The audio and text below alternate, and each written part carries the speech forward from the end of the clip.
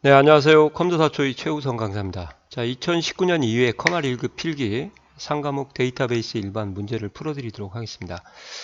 예, 이 과목 스프레드시트 엑셀처럼 상과목도 답이 2번이다. 그럼 왜 2번인지 그 이유를 많이 모르시더라고요. 그래서 제가 대신 실습을 해드리고, 그리고 두 번째로 각각 보기가 뭐가 틀렸는지 하나하나씩 좀 분석을 해드리도록 하겠습니다. 좀 많이 봐주시고요. 예, 좋아요, 구독도 좀 해주시면 이제 좀 더 열심히 할 수 있는 계기가 되는 것 같습니다. 자, 그럼 바로 시작하도록 하겠습니다. 41번. 매크로에 대한 설명으로 옳지 않은 것은 이렇게 나왔네요. 일단 매크로에 대한 개념은 알고 계셔야 됩니다. 매크로라는 개념은 반복된 작업들을 A, B, C, D 단계가 있을 때 그것을 묶음으로 저장해서 일련의 작업 과정을 빠르게 실행할 수 있도록 하는 거고요. 두 번째는 저장을 함으로써 계속적으로 불러다가 쓸 수 있는 그런 장점이 바로 매크로입니다. 특히 이제 XS 매크로하고 엑셀 매크로하고 좀 많이 다릅니다. XS는 매크로가 굉장히 잘 돼 있거든요. 엑셀보다. 그래서 XS에서 매크로를 어떤 식으로 작동하는지 한번 보여드리도록 하겠습니다. 먼저 보고 문제를 해설을 해드릴게요.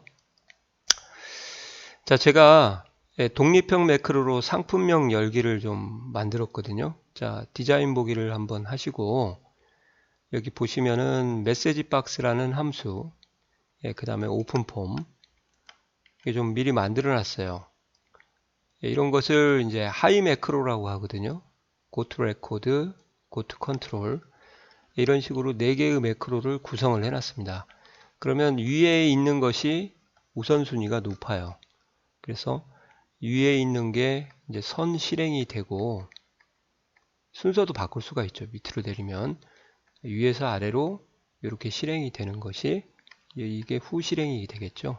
이게 매크로의 이제 실행 순서라고 보시면 되겠습니다.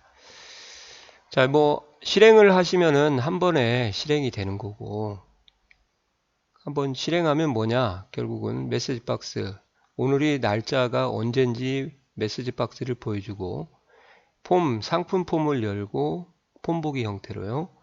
고투 레코드, 새로운 레코드 입력 상태로 이동을 하도록 하고 고투 레코드는 레코드를 이동한다 그 말이거든요. 고투 컨트롤은 이제 txt 품명으로 먼저 이동할 수 있도록 포커스 인을 하겠다 그 말입니다. 자, 그래서 실행을 한번 해보면요. 이렇게 날짜가 나오고 확인 누르면 상품이라는 이렇게 폼이 열리고 그 중에서 커서가 어디로 가 있어요? 뉴 레코드 여기에 있는 이 부분을 말하는 거죠. 이게 뉴 레코드고요. 그 뉴 레코드 안에서 txt 품명이라고 하는 곳에 지금 포커스가 가 있습니다. 이게 전체적인 흐름이고요. 단계별로 보겠다 그러면 한 단계씩 실행을 누르고 얘를 누르시면 돼요. 이렇게 하면 이제 상품 폼 열기 하기 전에 메시지 박스 먼저 실행이 되겠죠. 이렇게 하면 확인. 그럼 잠깐 또 멈췄다가 오픈 폼에 대해서 이렇게 폼이 열렸죠. 잠깐 멈췄다가 고투 레코드 가시면 이제 뉴 레코드로 가죠.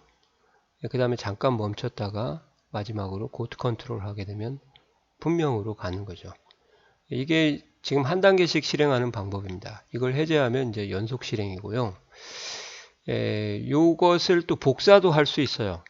Shift를 누르고 이렇게 마지막 걸 누르게 되면 전체 매크로가 복사가 됩니다. 그래서 Ctrl C 하신 다음에 만들기에서 새로운 매크로를 열고 그냥 이 상태에서 Ctrl V 하시면 이렇게 그럼 다른 폼만 이제 바꿔주시면 되겠죠. 이렇게 이런 식으로 매크로를 활용을 하거든요. 저장 안 하겠습니다. 자, 그리고 매크로를 실행할 때는 이제 일반 폼에 오셔가지고 여기에다가 독립형 매크로니까요. 삼각형 단추를 누르고 그 다음에 폼 보기에서 이렇게 해서 여시면 되겠죠. 이렇게 지금 제가 있는 거 다 보여드렸는데 그러면 이제 보기에서 요구하는 것을 한 번씩 볼게요. 뭘 틀렸다고 한 단계씩 이동하면서 매크로 흐름과 동작에 대한 정보를 확인할 수 있다. 가능하죠. 매크로는 작업을 자동화하고 양식 보고서 컨트롤의 기능을 추가하는 것. 이게 별도의 폼에 제가 명령 단추에 실행을 한 거고요. 연계를 해서 이미 매크로에 추가한 작업을 반복해야 하는 경우 복사하여 붙여넣기 하면 된다. 각 매크로는 하이 매크로를 포함할 수 없다가 아니라 아까 보신 것처럼 각각의 하이 매크로를 다양하게 이렇게 포함할 수가 있습니다. 그죠? 그러면 이제 답을 고르실 수가 있을 것 같은데요. 이해 가시죠? 답은 이제 4번이 되는 거죠. 아시겠어요? 지금 매크로에 대한 것을 전반적으로 좀 설명을 드렸습니다. 자, 결론은요. 이 매크로가 왜 만들면 좋으냐. 제가 아까도 설명을 드렸듯이 1년의 작업 과정. 1년의 작업 과정을 한 번에 실행할 수 있다는 거죠. 그러니까 A 이렇게 죄송합니다. 뭐 A를 실행하고 그 다음에 B를 실행하고 C를 실행하고 D를 실행하는데 이걸 따로따로 하는 게 아니라 묶음 실행을 할 수 있다는 거. 이게 이제 매크로의 강점이고요. 그 다음에 플러스 알파로 저장을 하기 때문에 반복적으로 또 C 불러다가 실행할 수 있다. 그래서 자동화를 할 수가 있는 거죠. 전체적으로. 답은 이제 4번이 되겠습니다. 이해 가시죠? 예. 자, 수고하셨습니다. 자, 42번입니다. 42번은 이제 이벤트 프로시저의 실행 결과로 옳은 것은 이렇게 나왔거든요. 근데 이제 이걸 제가 보여드릴 건데요. 어느 정도 문제는 푸실 수가 있어요. 이게 이제 메소드인데 doCMD가 개체라고 하고요. 오픈폼이 메소드, goToRecord도 이제 이게 메소드라고 합니다. 그래서 doCMD라고 하는 매크로 펑션을 받는 함수를 받는 개체라고 보시면 되겠어요. 이 부분이 이제 저희가 해야 될 부분이 해석을 이 부분만 그리고 이제 개체와 메소드는 점으로 구분을 해서 이런 식만 좀 이해를 해주면 좋을 것 같습니다. 좀 잠깐 정리를 해드리면요. 먼저 개체명이 오고 점하고 그 다음에 메소드라고 해서 행위가 오는 거죠. 행위, 동작이에요. 동사. 그 다음에 한 칸 띄고 인수들을 쉼표로 구분해 가지고 이렇게 나열하는 형태가 전체 메소드를 입력하는 방법이라고 보시면 되겠습니다. 여기 doCMD가 공통적으로 지금 이용을 해서 오픈폼이라는 것은 폼을 열어라 그 말이에요. 사원정보라는 폼을 AC노멀은 폼보기라고 합니다. 그러니까 뭔지 디테일하게 설명은 제가 액세스 가서 해드릴게요. doCMD goToRecord라는 메소드는 뭐냐? 특정 레코드로 이동하도록 하는 것을 요구하는 메소드거든요. goto 레코드 행으로 가라 그 말이죠. 그 다음에 acnew 레코드라고 하는 인수는 새 레코드를 입력할 수 있는 형태로 가라 그 말이에요. 그래서 이것만 좀 아셔도 답은 일단 고를 수가 있어요. 자, 테이블이 열리고 no 폼이 열리고죠. 사원정보라는 폼이에요. 폼. 그러니까 1번은 무조건 틀렸어요. 보실 필요도 없고 나머지는 이제 어느 부분을 와야 되냐? acnew 레코드를 이제 해석할 수 있어야죠. 새로운 레코드를 입력할 수 있는 상태로 가야 되거든요. 근데 여기서는 뭐라고 했냐? 첫 번째 레코드라고 했으니까 틀렸어요. 마지막 레코드도 틀리고 새 레코드 여기 new가 들어갔잖아요. 그래서 답은 4번을 고를 수가 있을 겁니다. 쉽게. 해석만 잘해도 그죠? 그러면 이제 XS에 가서 한번 제가 보여드릴게요. 자, 여기 폼을 하나 제가 만들었고요. 이제 디자인 보기 상태. 이게 디자인 보기고요. 폼 보기에서 데이터 시트 보기, 피벗 테이블 보기, 레이아웃 보기 여러 가지가 있죠. 그 폼 보기가 이제 AC 노멀이라고 하는 거죠. 자, 여기 가서 온 클릭하시고 여기 찍고 이벤트 프로시저를 제가 좀 입력을 했습니다. 이렇게 이런 식으로 했죠. 이런 식으로 do cmd 오픈폼 상품폼을 ac 노멀을 즉 폼보기 상태로 열고 go to record ac new record 가서 이렇게. 근데 지금 여기 생략을 제가 해놨는데요. 이렇게 메소드를 쓰고 한 칸 띄면은 인수가 세부적으로 뭐 써야 되는지 이렇게 나옵니다. object type as data object type이라고 되어 있죠. 여기는 이제 생략을 해도 되거든요. 근데 써주고 싶다 그러면 폼이다 그러면 AC 데이터 폼을 선택을 하고요. 그 다음에 폼 이름을 다시 한번 써주죠. 항상 이제 폼 이름은 문자 형태로 이거 두 개는 생략할 수가 있거든요. 그 다음에 쉼표 하시면 이제 어떤 식으로 레코드를 AC 퍼스트 하게 되면 처음 레코드, 그 다음에 AC 라스트 하면은 마지막 레코드, AC 고투 하면은 제가 여기를 몇 번으로 이동할 수가 있어요. 그러니까 3번으로 이동하고 싶다 그러면 3번을 써주면 되고요. 그 다음에 new record는 새로운 레코드고 AC next는 다음, 그 다음에 previous는 이전으로 가는 거죠. 이 AC 고투를 쓰게 되면 하나 인수가 더 늘어가요. 오프셋이라고 해서 이렇게 하고 3을 쓰게 되면 세 번째 레코드로 가겠다 그 말입니다. 근데 여기서는 쉼표까지 지우고 쉼표를 누르면 나오니까 새로운 레코드를 입력할 수 있는 형태로 가겠다 그 말이거든요. 그러면 이제 얘를 닫고 한번 실행을 한번 해보도록 하겠습니다. 폼 보기로 가겠죠.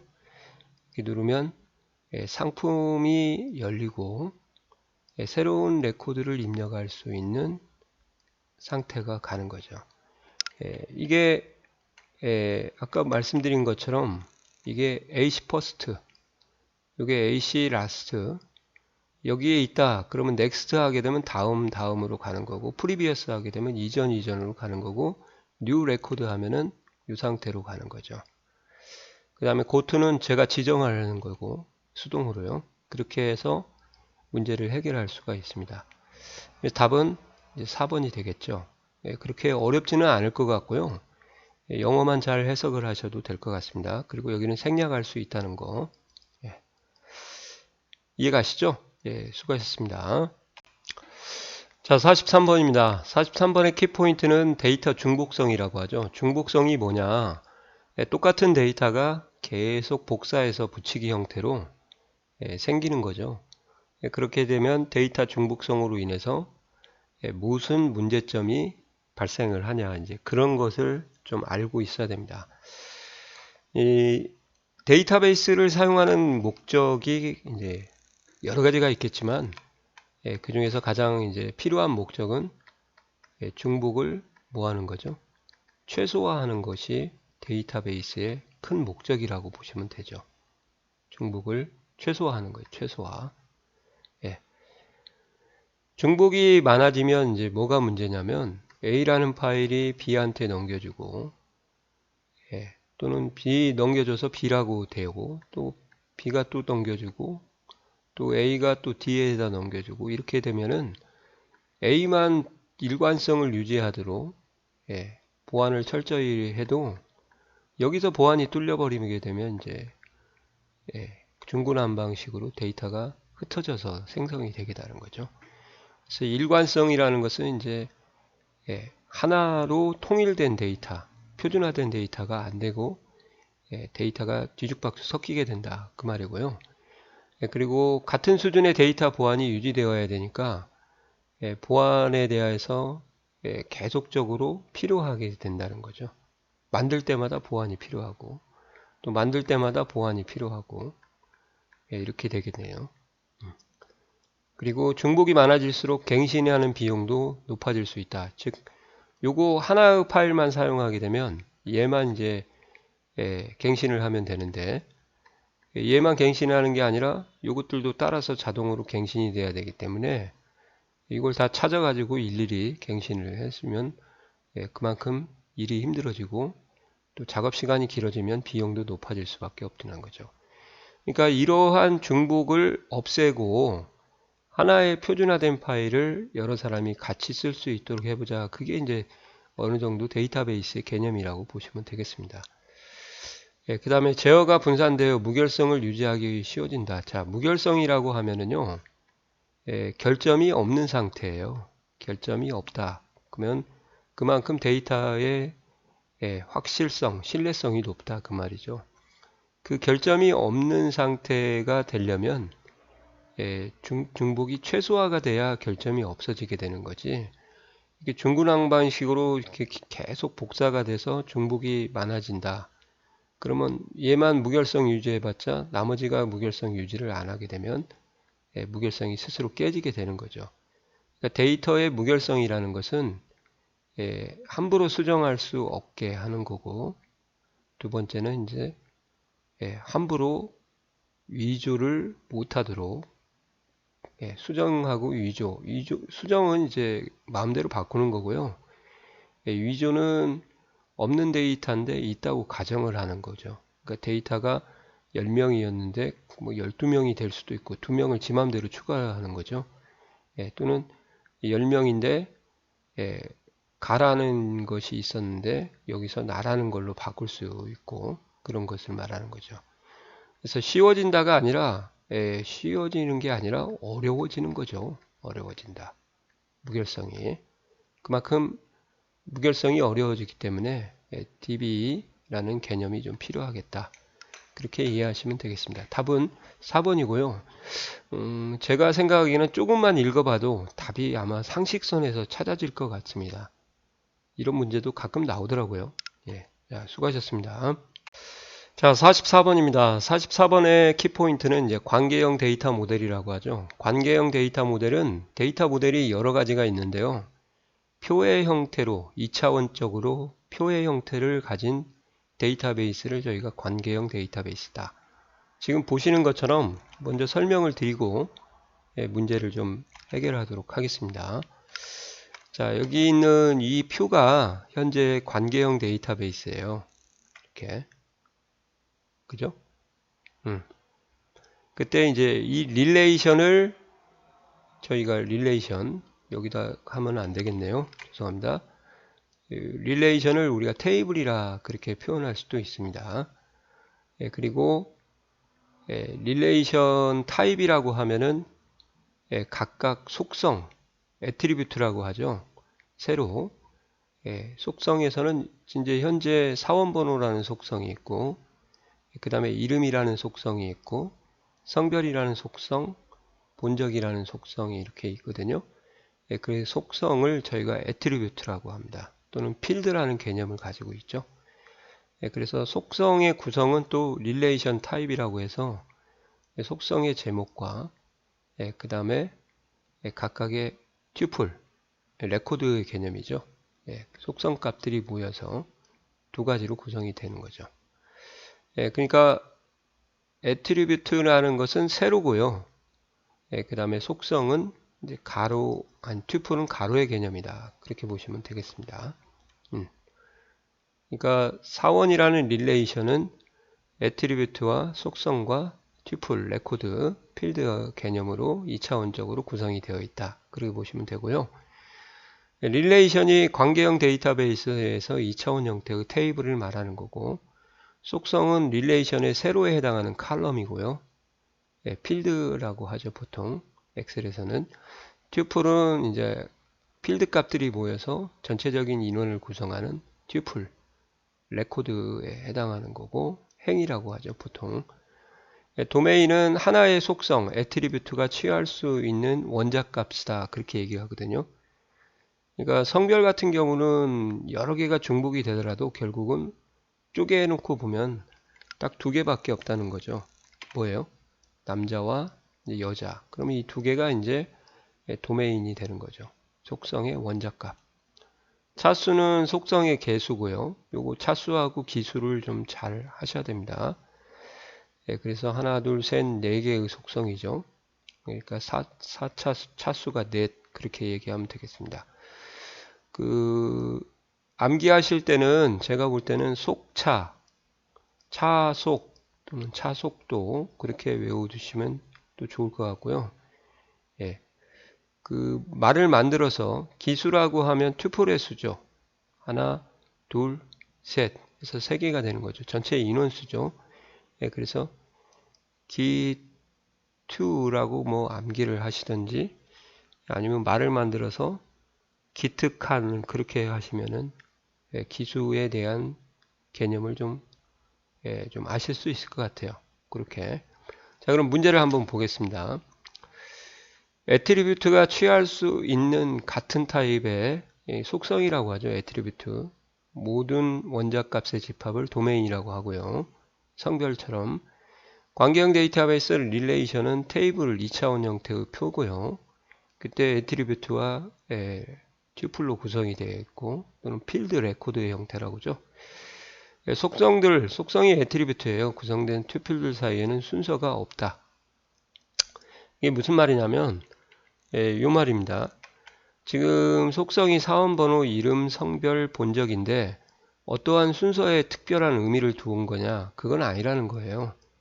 그리고 설령 이렇게 썼다고 해도 의미를 부여할 수 있는 건 아닙니다. 그래서 이 속성은 본인 마음대로 입력을 해도 되는 거죠. 그러니까 예를 들면 사원번호가 굳이 이름 앞에 없어도 되고 이름 뒤에 와도 되는 거죠. 그러니까 별도의 순서를 가리지는 않는다 그 말이고요. 애트리뷰트 속성은 널 값을 가질 수 없다. 그건 아닙니다. 널이라는 것은 이제 아무것도 입력을 안 하는 형태가 널인데 뭐 이런 식으로 좀 설명을 드리면 사원번호가 있는데요. 여기에 홍길동이 새로 하나 왔어요. 홍길동이. 근데 아직 정식 사원이 아니고 인턴 과정이라서 요것들이 비어 있을 수가 있다는 거죠. 근데 이제 기본 키가 되면은 비어 있을 수가 없으니까 조심하셔야겠죠. 그래서 기본 키가 아닌 애트리뷰트는 비어 있을 수가 있습니다. 아시겠어요? 여기는 뭐 남자고 여기는 고향이 뭐 충청도다. 충청. 이런 식으로 될 수가 있는 거죠. 그러니까 모든 애트리뷰트는 널 값을 가질 수가 있습니다. 그러니까 널을 가질 수도 있고 만약에 그 특정 속성이 기본키가 된다. 그러면 널을 가질 수 없는 형태죠. 그러니까 꼭 가질 수 없다는 게 아니라 널 값을 가질 수도 있고 갖지 않을 수도 있고 또 두 가지가 공통적으로 존재하는데 널을 가질 수 없는 형태를 저희가 이제 뭐라고 하냐 나중에 또 배우죠. 기본키다 그렇게 보시면 되고 기본키는 이제 중복을 허락하지 않고 너를 포함하지 않는다. 그것을 이제 개체무결성이다. 거기까지 이렇게 좀 오시면은 나중에 공부하시기가 좀 좋을 것 같아요. 아시겠어요? 그래서 답은 뭡니까? 4번입니다. 너를 가질 수 있습니다. 근데 기본키가 아닐 때는 가질 수 있지만 기본키는 가질 수 없죠. 이렇게 이해하시면 되겠어요. 이해가시죠? 네, 수고하셨습니다. 자, 45번입니다. 비교적 좀 쉬운 문제가 나온 것 같아요. 보고서에 사용되는 원본 데이터로 테이블이나 쿼리를 선택하는 게 이제 보고서에서 사용하는 소스라고 보시면 되겠어요. 이렇게 이해하시면 좋을 것 같아요.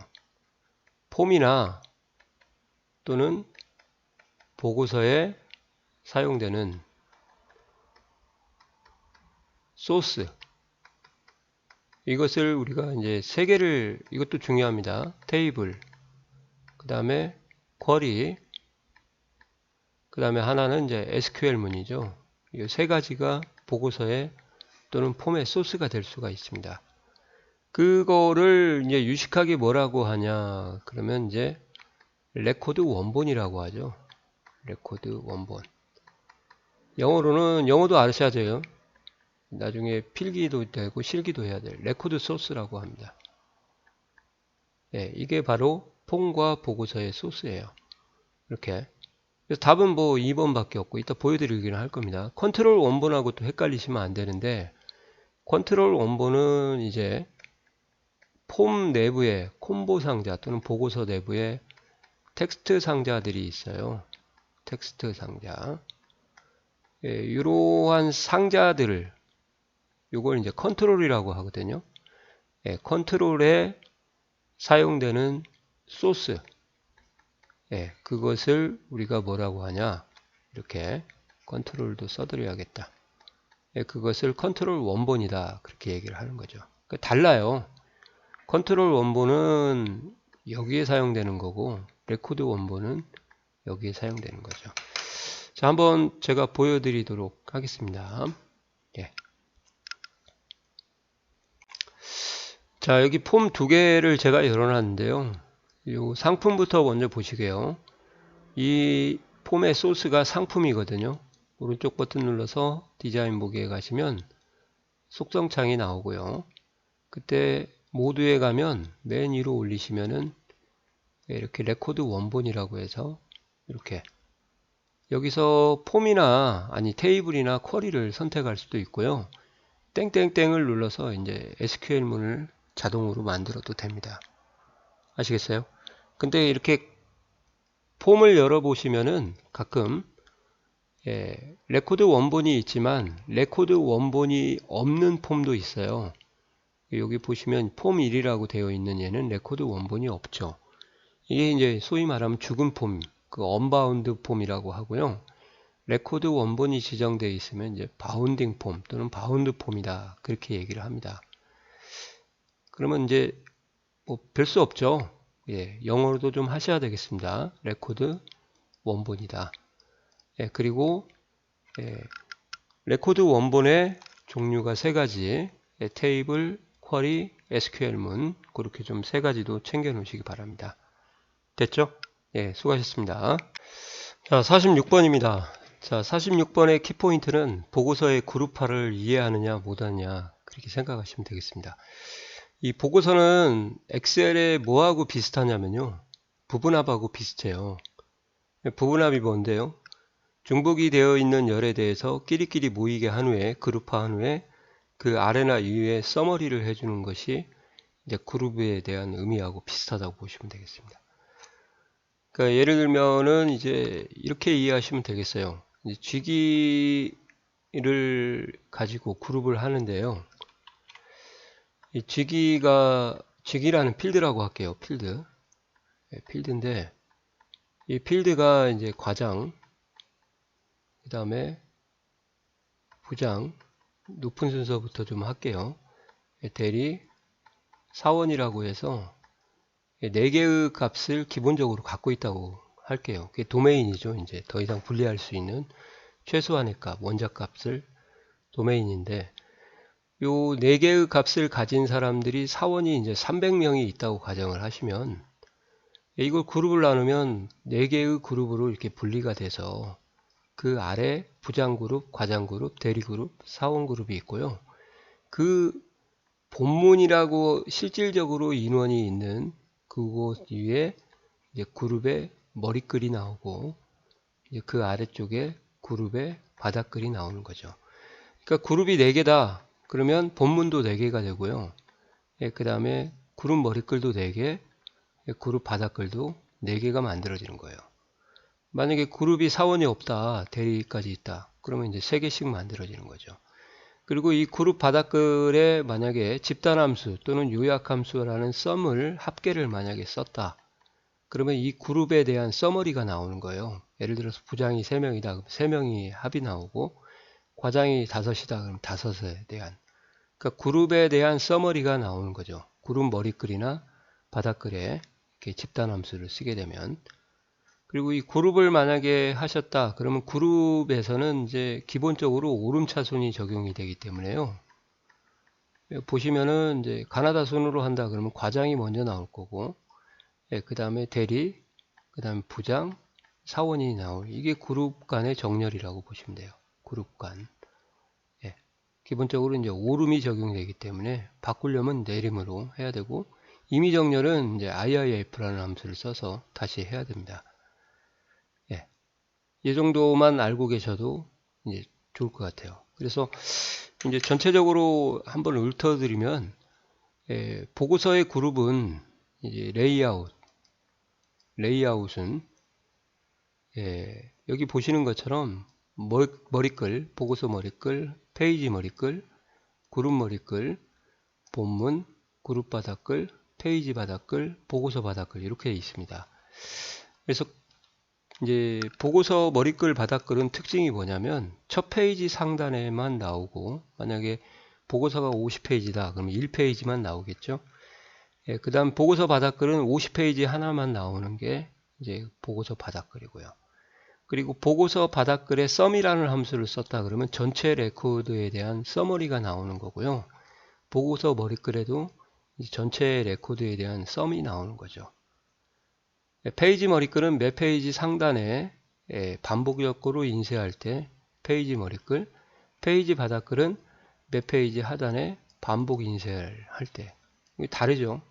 그러니까 얘는 50페이지면 50페이지 다 나오고요. 그룹 보고서 머리글은 이제 몇 번 나와요? 1페이지에 한 번, 50페이지에 한 번이니까 한 번씩밖에 안 나오는 거죠. 그룹 머리글은 여기 보시면은 4개가 있다. 그럼 몇 번 나와요? 4개 나와요. 4개. 그리고 본문도 4개 나오고요. 이렇게 한 쌍을 이루죠. 머리글, 본문, 바닥글.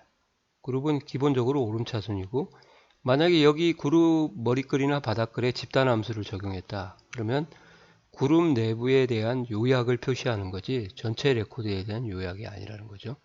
그런 것을 조금 표시를 할 수 있어야 될 것 같고요. 그리고 그룹 바닥글과 머리글은 꼭 나오는 건 아닙니다. 그룹을 안 하시면은 안 나오는 거기 때문에 본문은 항상 나오죠. 선택적 표시라고 한 이유는 그룹이 없으면 표시가 안 되는 거죠. 그런 것을 좀 이해를 하고, 그룹 머리글과 그룹 바닥글에는 그룹별 요약 정보를 삽입할 수 있다. 이게 그룹별 집단 함수를 표시한다. 그 말하고 똑같은 말이고요. 그룹화 기준이 되는 필드는 데이터가 정렬되어 일반적으로 오름차순. 보고서 마법사를 이용할 때 그룹화를 지정할 수가 있습니다. 그룹화 기준은 1개가 아니라 최대 10개예요. 그러니까 10개라는 필드를 좀 알아놓으셔야 될 것 같아요. 1개가 아닙니다. 그룹 안에 또 그룹을 만들 수 있고 그룹 내부에서 또 그룹을 만들 수가 있죠. 근데 이 실기시험 같은 경우는 1개의 그룹과 1개의 그룹 내부에 정렬을 하는 것을 내부 정렬이라고 하거든요. 그런 부분만 시험 나오니까 정답은 4번이 틀린 겁니다. 아시겠어요? 이렇게 하시면 왜 4번인지 좀 이해가 가실 겁니다. 수고하셨습니다.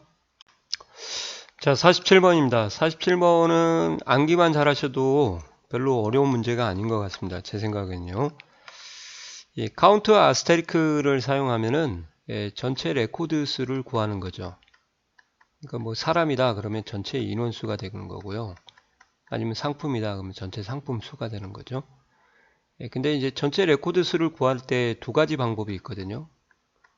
카운트 하시고 여기 필드 이름을 필드명이라고 쓸게요. 이렇게 구하는 방법이 2가지가 있습니다. 얘가 1번, 얘가 2번이죠. 근데 이 둘의 차이가 있어요. 그래서 조심하실 게 뭐냐면 이 필드명에 만약에 널이 있다. 그러면 널을 세지 않습니다. 세지 않는다. 아시겠어요? 필드명. 근데 카운트 별표 같은 경우를 아스테리크를 썼은 경우는 널이 있던 없던 널을 포함해서 세는 거니까 정확한 인원수가 나오겠죠. 근데 만약에 필드명에 널이 없으면 그러면 카운트 아스테리크 쓴 거하고 똑같고요. 재수가 없이 필드명에 널이 포함되어 있을 때는 전체 개수에서 빠지겠죠. 널을 제외하고 세니까.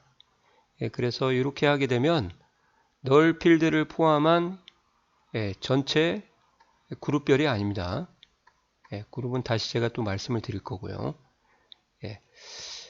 보고서에 가서 한번 말씀을 드릴게요. 또 이 앞번호에서도 그 그룹에 대한 개념을 제가 그래서 틀렸고 얘는 틀렸고 너를 포함하냐 너를 제외하냐 포함한다고 돼 있으니까 2번이 답이겠네요. 여기도 틀렸고 그래서 실습을 한번 제가 보여드리도록 하겠습니다.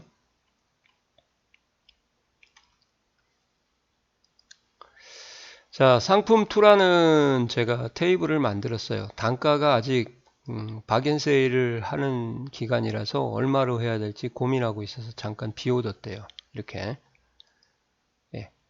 그런 다음에 이제 여기에다 개수를 한번 구해 볼 건데요.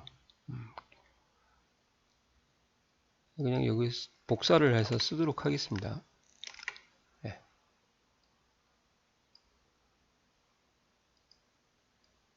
컨트롤 C, V. 자, 여기는 이제 카운트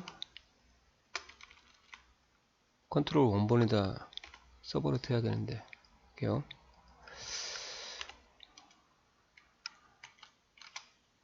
좀 확대해서 볼 수 있게 좀 해드릴게요. 카운트 아스테리크를 썼고요. 이렇게요. 그 다음에 여기는 이제 카운트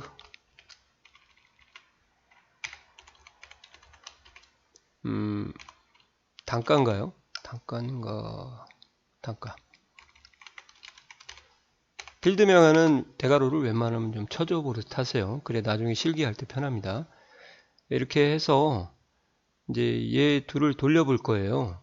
예, 그럼 폼 보기 하게 되면 이제 전체 레코드 수도 보여드려야 되니까 조금만 늘릴게요.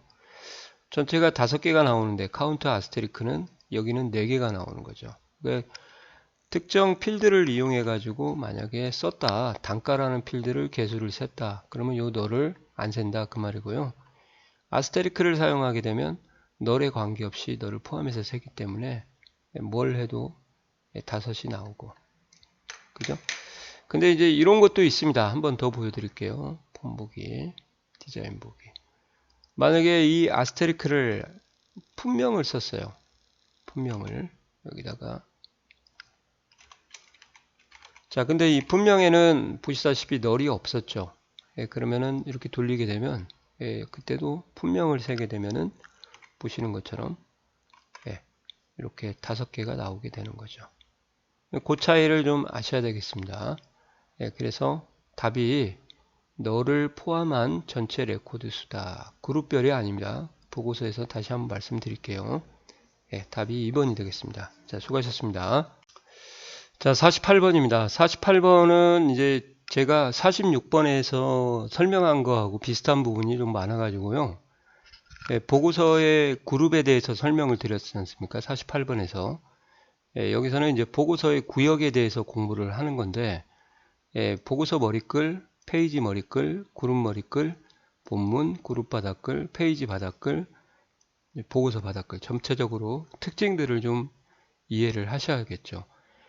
예, 첫 페이지하고 마지막 페이지만 나오면 보고서 머리글, 바닥글, 몇 페이지에 반복된다, 상단이면 페이지 머리글, 하단이면 페이지 바닥글, 예, 그룹 상단에 나온다, 그러면 그룹 머리글, 하단이면 그룹 바닥글, 예, 그룹이 있는 만큼 실제 데이터가 있는 곳이 뽀개져 가지고 나누어서 표시가 된다. 그럼 본문이죠.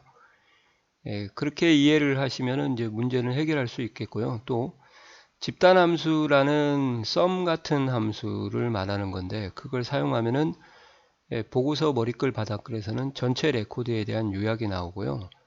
페이지 머리글에는 집단함수 바닥글에는 사용할 수가 없고 예, 그룹 머리글에 집단함수를 사용하게 되면 그룹에 대한 서머리가 나온다. 이제 그 정도는 좀 알고 계셔야 됩니다. 자, 페이지 머리글 인셋이 모든 페이지의 맨 위에 출력이 되며 특정 내용을 반복하려고 할 때 사용한다. 맞고요. 보통 이제 필드 이름을 입력해 줄 때 많이 쓰죠. 보고서 머리글은 보고서의 맨 앞에 한 번, 첫 페이지에 한 번 맞고요. 예, 함수를 이용한 집계 함수를 표시할 수 있습니다. 집계 함수를 표시할 수 없는 것은 페이지 머리글과 페이지 바닥글이에요.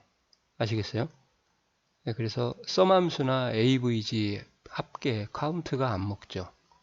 이렇게 그룹 머리글은 각 레코드 그룹의 맨 앞에 출력되며 그룹 이름이나 그룹별 계산 결과 맞죠. 본문은 그룹의 수만큼 나눠지는 것이 본문이고 실제 데이터가 한 행씩 표시되고 있는 거다. 그렇게 보시면 되겠습니다. 그래서 제가 한번 보고서를 한번 보여드리면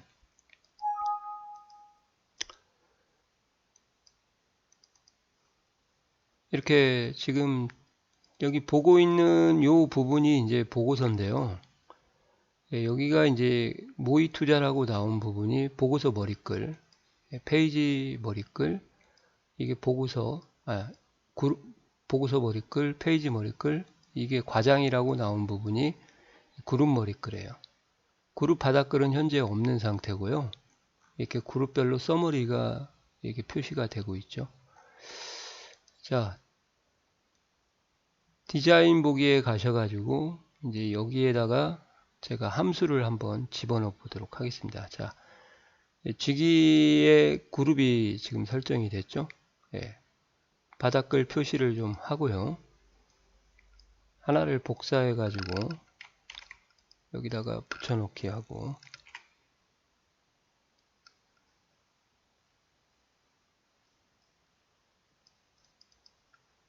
자, 여기에서 컨트롤 이름은 안 건들고요.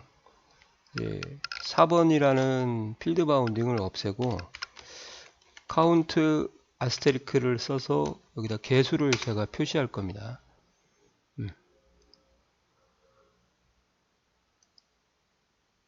개수라고 레이블 하나 집어넣어서 인원수 이렇게 해서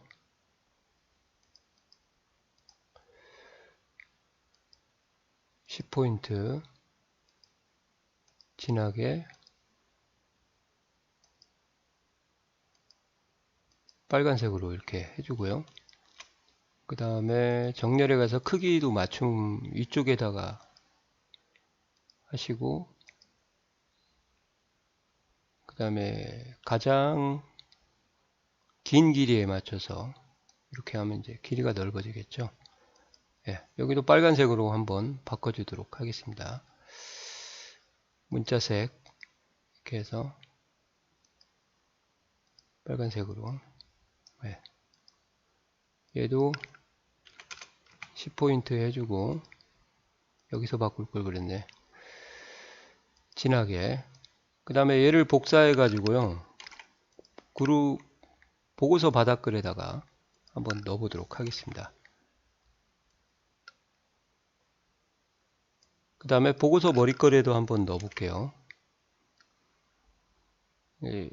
의심을 완전히 없애기 위해서. 자, 이 상태에서 이제 다 했어요. 이제 보고서 인쇄 미리 보기로 한번 보도록 하겠습니다. 네. 이렇게 하면 인원수가 총 50명이 나오죠. 이게 이제 전체에 대한 요약이 되는 거고, 여기는 10명이 나온 이유는 그룹에 대한 서머리가 나오기 때문에 17 다르죠. 다음 페이지로 이동하게 되면 전체 인원이 50명이 나오니까 이제 어떤 내용인지 아시겠어요? 다른 이름으로 저장을 하나, 투자 보고서 2로 한번 하도록 하겠습니다. 이렇게. 자, 그러면 이걸 이해를 하셨으면은 이제 이것은 뭐 아까 읽어드린 거하고 똑같으니까 이제 뭐가 틀렸는지 아시겠죠? 예. 보고서 머리글에 함수를, 직계함수를 표시할 수 없다. 이렇게 나왔죠. 예, 보고서 머리글이 아니라 페이지 머리글이나 페이지 바닥글에 함수를 사용할 수가 없죠. 자, 그래서 얘를 복사를 해가지고 페이지 바닥글에다가 한번 제가 붙여 넣어 보도록 하겠습니다. 이렇게요. 자, 어떻게 나오는지 한번, 예, 인쇄 미리 보기를 한번 보도록 하겠습니다.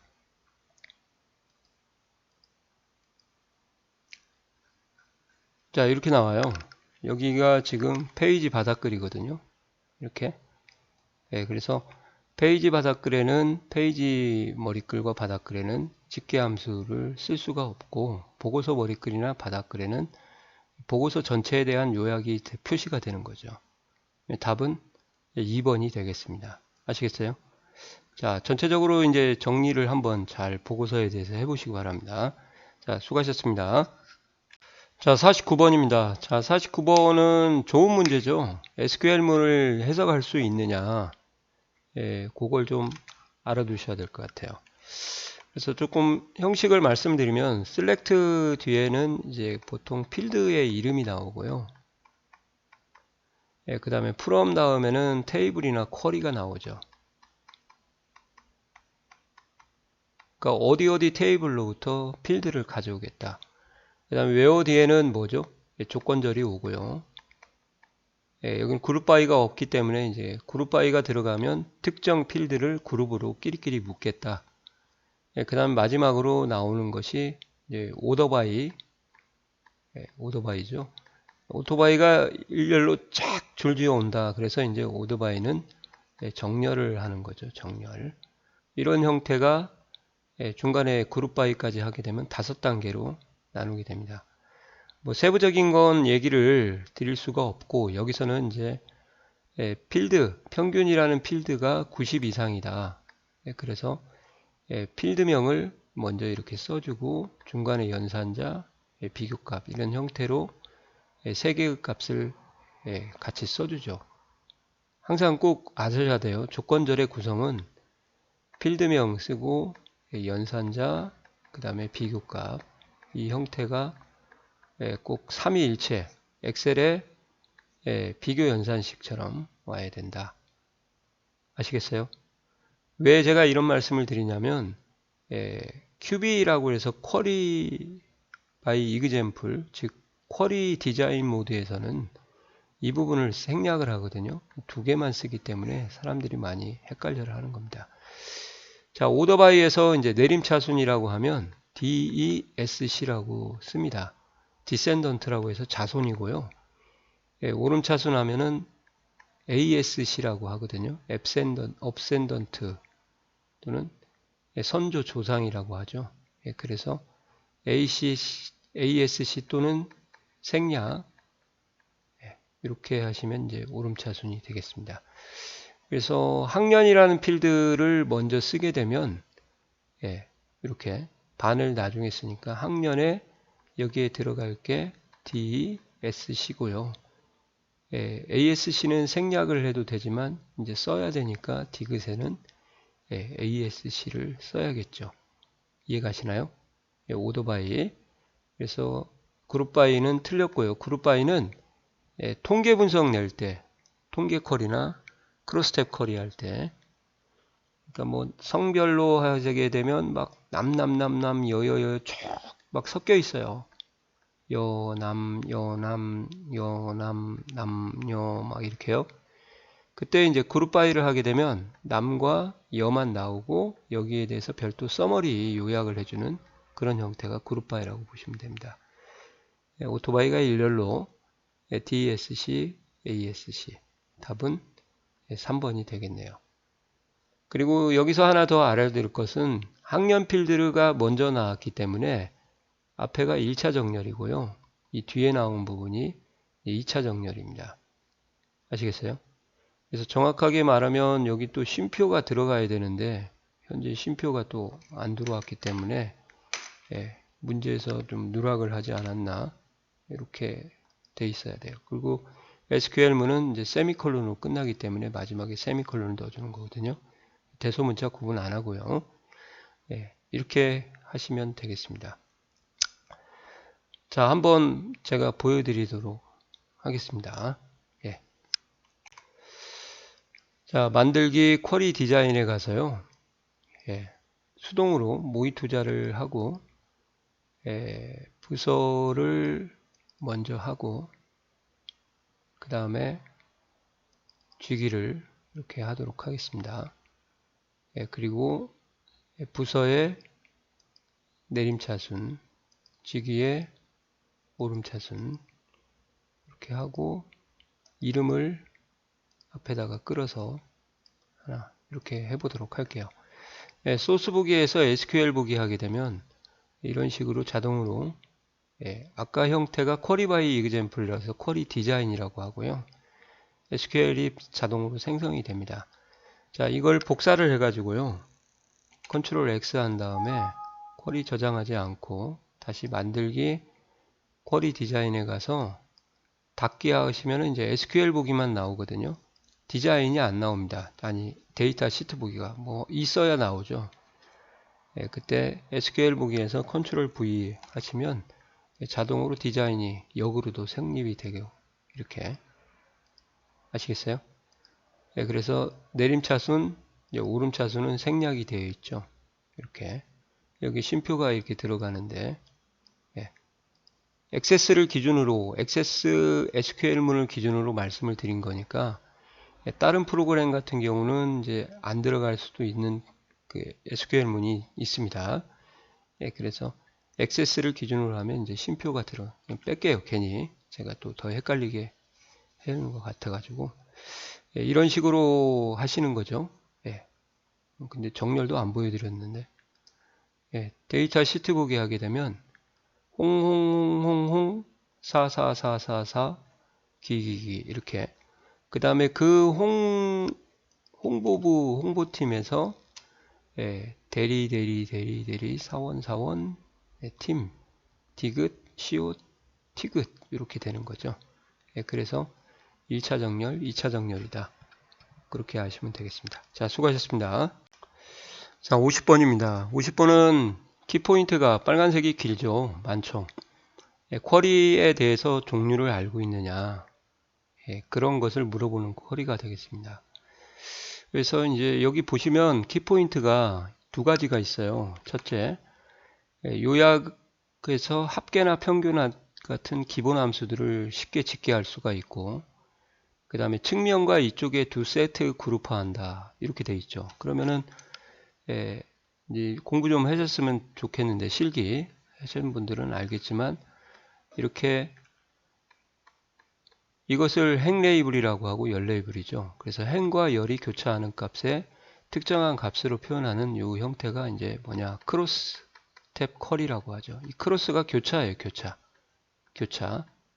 예, 뭐 레드 크로스 하면 적십자가 되지 않습니까? 그런 식으로 크로스 탭 컬이라는 개념을 좀 아셔야 될 것 같고요. 통계 쿼리 같은 경우는 이제 크로스탭 쿼리랑 비슷하지만 예, 열머리글이라고 하는 게 없어요. 이 열이고 이게 행머리글인데 이 부분이 없고 행머리글이 이제 여러 개가 나와서 앞에가 대분류, 예, 두 번째가 중분류해서 여기 값으로 써머리를 해주는 형태가 이제 통계 쿼리다 그렇게 얘기하죠. 통계는 열머리글이 없는 그룹이고 예, 크로스탭은 행과 열로 열머리글을 하는데 이 열머리글이 꼭 한 개만 가능하고요. 행머리글은 이제 여러 개가 가능하다 좀 알아두셔야 될 것 같습니다. 예, 이런 식으로 되는 것을 한번 보여드리고 예, 그리고 나서 실습을 한번 예, 보여주고 정리를 다시 한번 해드릴게요. 자, 만들기에서 쿼리 디자인에 가서요. 모의 투자 2번을 한번 넣도록 하겠습니다. 예, 그리고 데이터가 좀 제법 있어야 되니까 예, 4번 부서 쥐기 이런 식으로 4번은 빼고요. 예, 그 다음에 총점을 이렇게 3개를 제가 넣었어요. 그럼 한번 보시게요. 이런 식으로 해서 데이터가 이제 50개의 레코드를 가진 것들이 나오죠. 그러면 첫째, 예, 부서별, 주기별, 총점의 합을 이제 서머리 요약을 해라. 그럴 때는 이제 디자인에 가서 두 가지를 다 보여드릴 거예요. 첫 번째는 예, 요약이라는 단추를 누르게 되면 이게 이제 통계 쿼리 형태거든요. 이렇게 하면 함수만 여기다가 합계로 바꿔주시면은 예, 이게 바로 관리과 과장, 관리과 대리, 관리과 사원. 이게 대분류, 여기가 이제 중분류가 되는 거죠.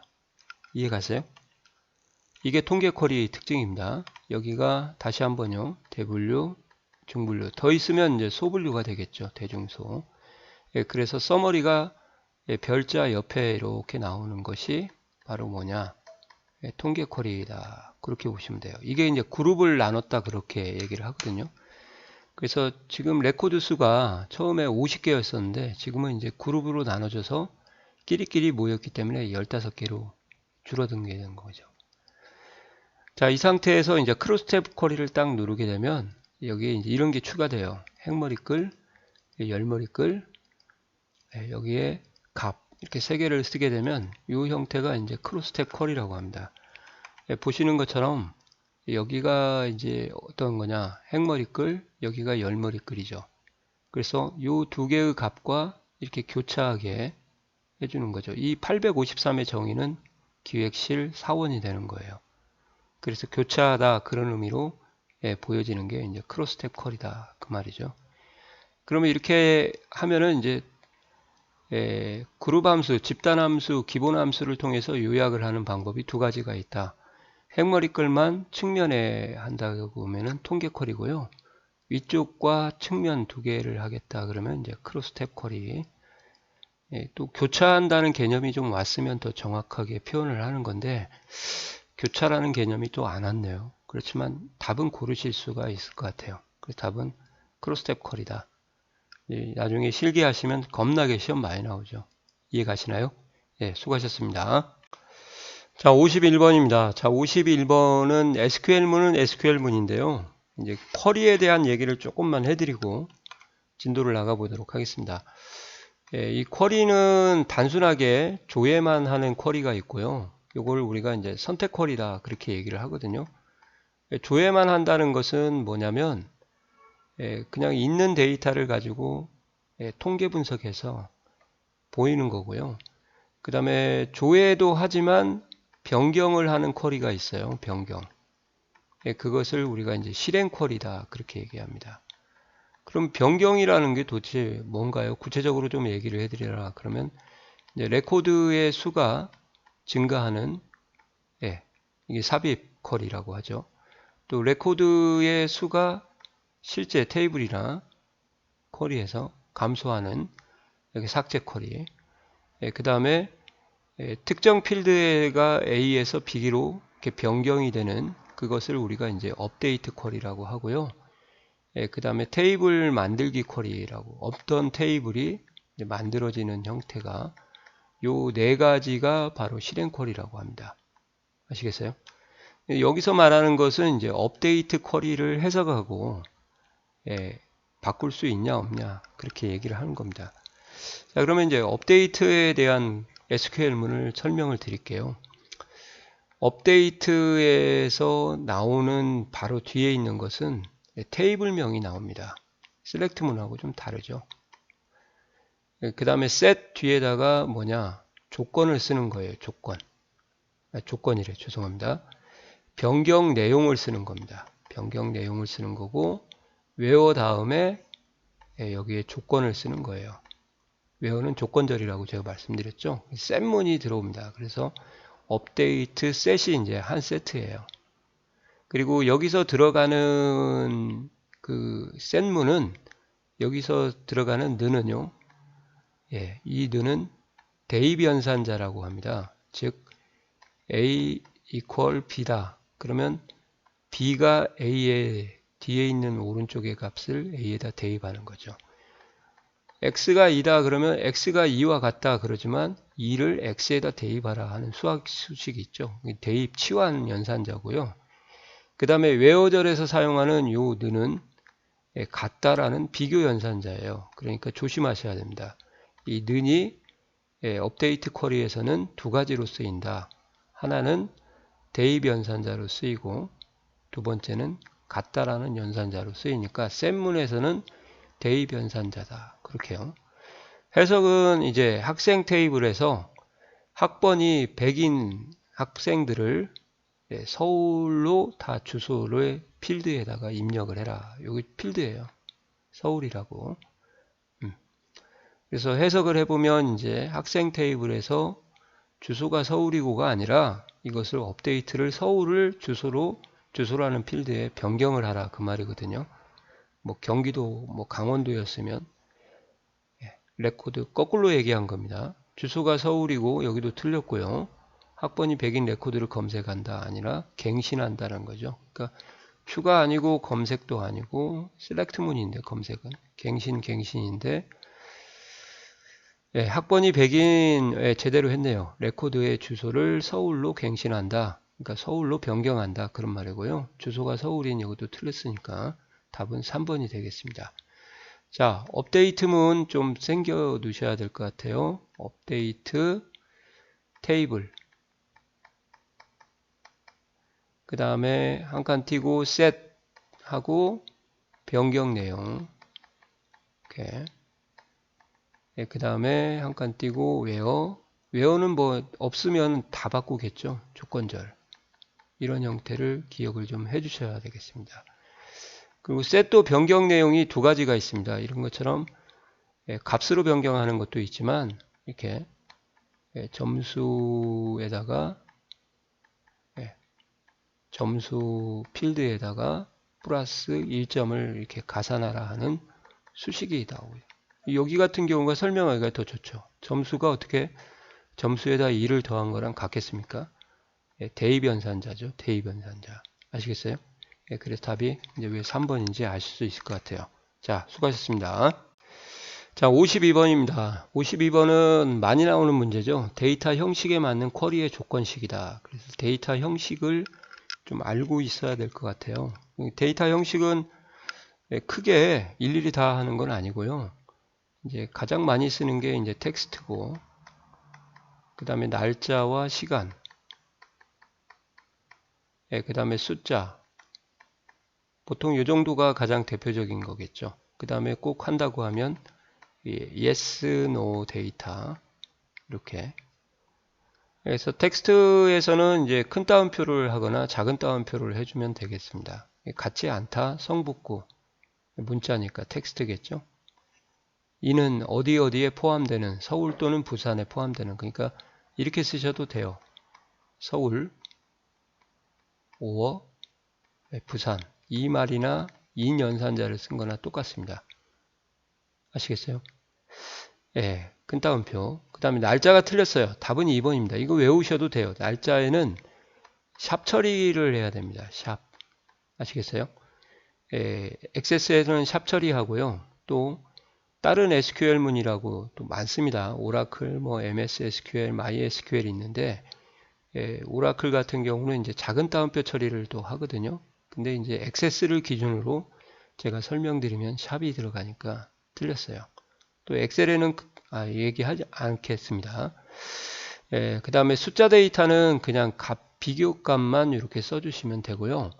yes, no 데이터 같은 경우는 이제 체크가 되어 있냐, 난 체크가 되어 있냐, 그렇게 얘기하는 것을 yes, no 데이터라고 하거든요. 그럴 때 체크할 때 마이너스 1값이 실체 값이고, 난 체크가 됐을 때 0값이거든요. 그래서 만약에 뭐 안경 착용이라고 되어 있는 필드가 있다. 그때 이게 착용이고요. 이게 미착용이다. 그러면 미. 그러면 만약에 조건에 착용만 넣고 싶다 그러면 는 하고 마이너스 2를 써주게 되면 체크단에만 보이고요.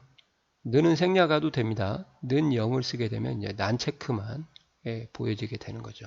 그래서 마이너스 1과 0으로 조건을 구현하는 방법도 좀 알아놓으시면 되는데, 또 부분일치도 있거든요. 문자 데이터일 때 또. 근데 거기에 관한 것은 like는 또 안 나왔기 때문에 추가적으로 설명드리기에는 좀 그럴 것 같습니다. 그래서 답이 2번이다. 아시겠어요? 꼭 외워두세요. 날짜 시간에는 샵 처리다. 샵을 안 하게 되면 이제 빼기가 돼버려서 마이너스로 처리를 해버리거든요. 예. 자, 수고하셨습니다. 조인입니다. 조인. 쿼리에서 조인이 필요하죠. 조인에서는 먼저 설명을 드리고, 저 나름대로 설명을 드리고 문제를 풀어드려야 될 것 같아요. 그래서 필드가 일치하는 행만 보여주겠다. 취급하고 검색하겠다. 그러면 이제 내부 조인이라고 합니다. 그래서 답은 2번인데, 그 2번이라는 이유를 좀 자세하게 설명을 하고 문제를 좀 해결해 드리도록 하겠습니다. 자, 해설부터 먼저 좀 보시게요. 조인이라는 건 뭐냐? 두 테이블, 그러니까 하나의 테이블에서는 조인의 의미가 없고요. 둘 이상의 테이블로부터 두 개를 연동해서 단일 테이블로 결합을 해서 자료를 검색하기 위한 일종의 수단이다 또는 방법이다 보시면 되겠습니다. 그러니까 두 테이블을 결합해서 하나의 테이블처럼 사용하기 위한 방법이다. 그렇게 생각하시면 될 것 같아요. 쿼리에서. 이제 주의사항은요. 조인을 하지 않고 두 테이블을 다루게 되면 엉뚱한 결과가 나옵니다. 그 엉뚱한 결과를 우리가 이제 카티션 또는 커티션 곱이다 그렇게 얘기하거든요. 커라고 쓸까요? 그 아래 내용도 좀 말씀을 드릴 거고요. 그리고 이 표를 보고 참조 무결성이 체크되지 않은 상태에서 이제 이 세 가지 조인을 좀 설명을 드리도록 하겠습니다. 참조 무결성이 왜 체크가 되어 있지 않아야 되는지 그 이유도 말씀을 더 추가적으로 드려볼게요. 자, 지금 1테이블하고 다테이블이 이렇게 두 개가 있어요. 그죠? 자, 1테이블에는 이제 중복이 되지 않은 상태로 가정을 할게요. A, B, C, D, E라고 해서 5개의 코드라는 필드 값이 있고요. 다테이블에서는 이제 A가 2개, B가 3개, 2개, C가 하나, 그 다음에 X라는 게 이렇게 또 추가적으로 들어가 있습니다. 그래서 총 6개고요. 이 상태에서 만약에 커티션 곱, 즉 조인을 하지 않고 두 테이블을 연동을 시켰다. 그러면은 이 데이터의 검색을 어떻게 하냐?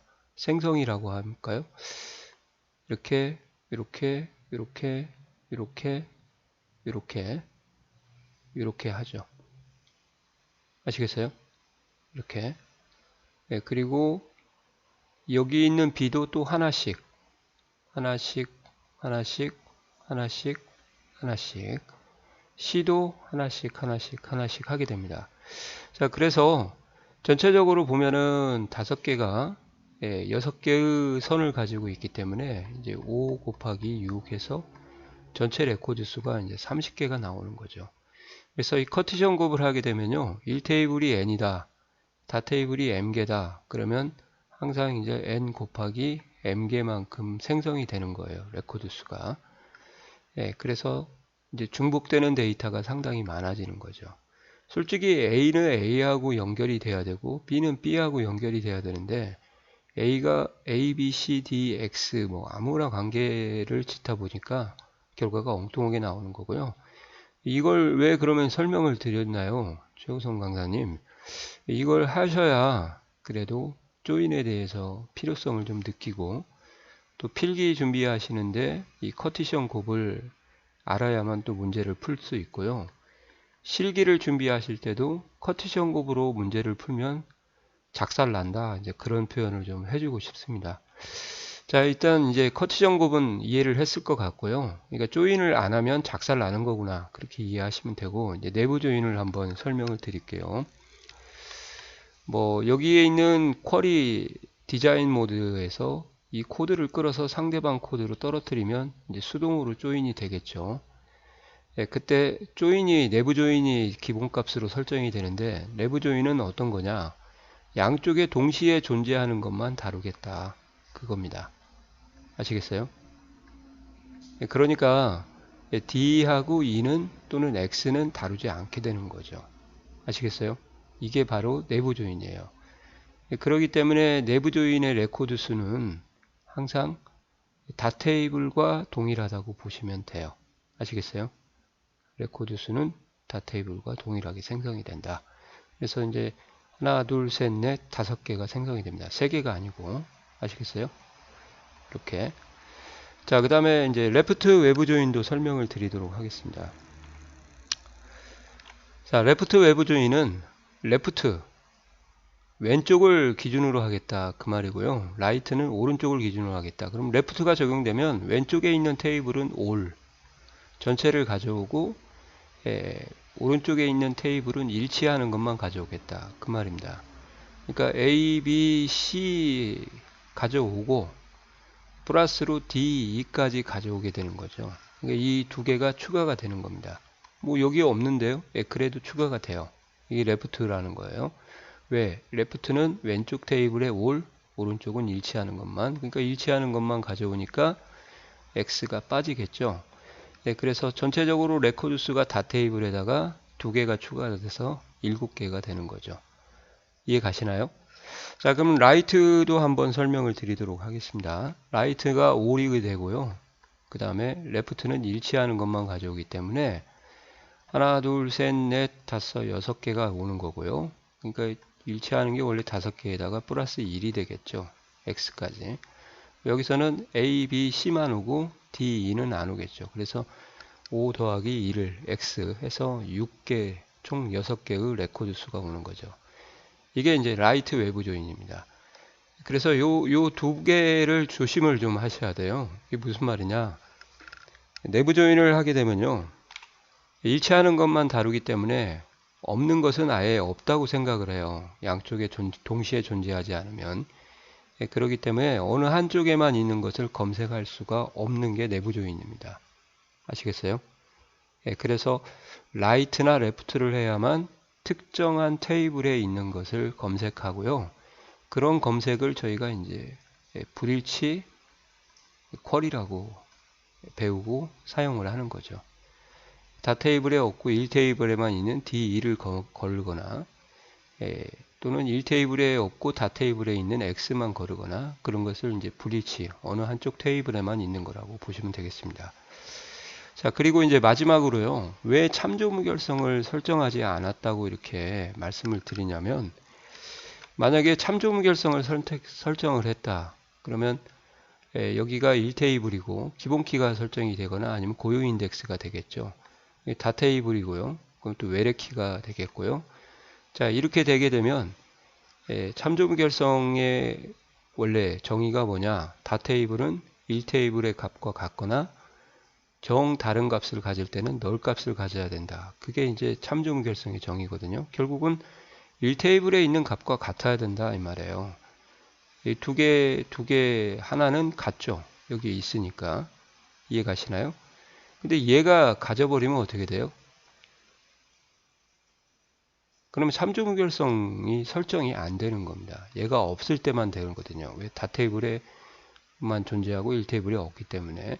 그죠? 그래서 참조 무결성을 만약에 설정을 했다. 그러면 일반적으로 요 X 자체가 올 수가 없어요. 그래서 라이트 외부 조인의 개념이 없기 때문에 제가 참조 무결성을 설정하지 않고 설명을 드려야 이제 라이트 외부 조인이 오는 거죠.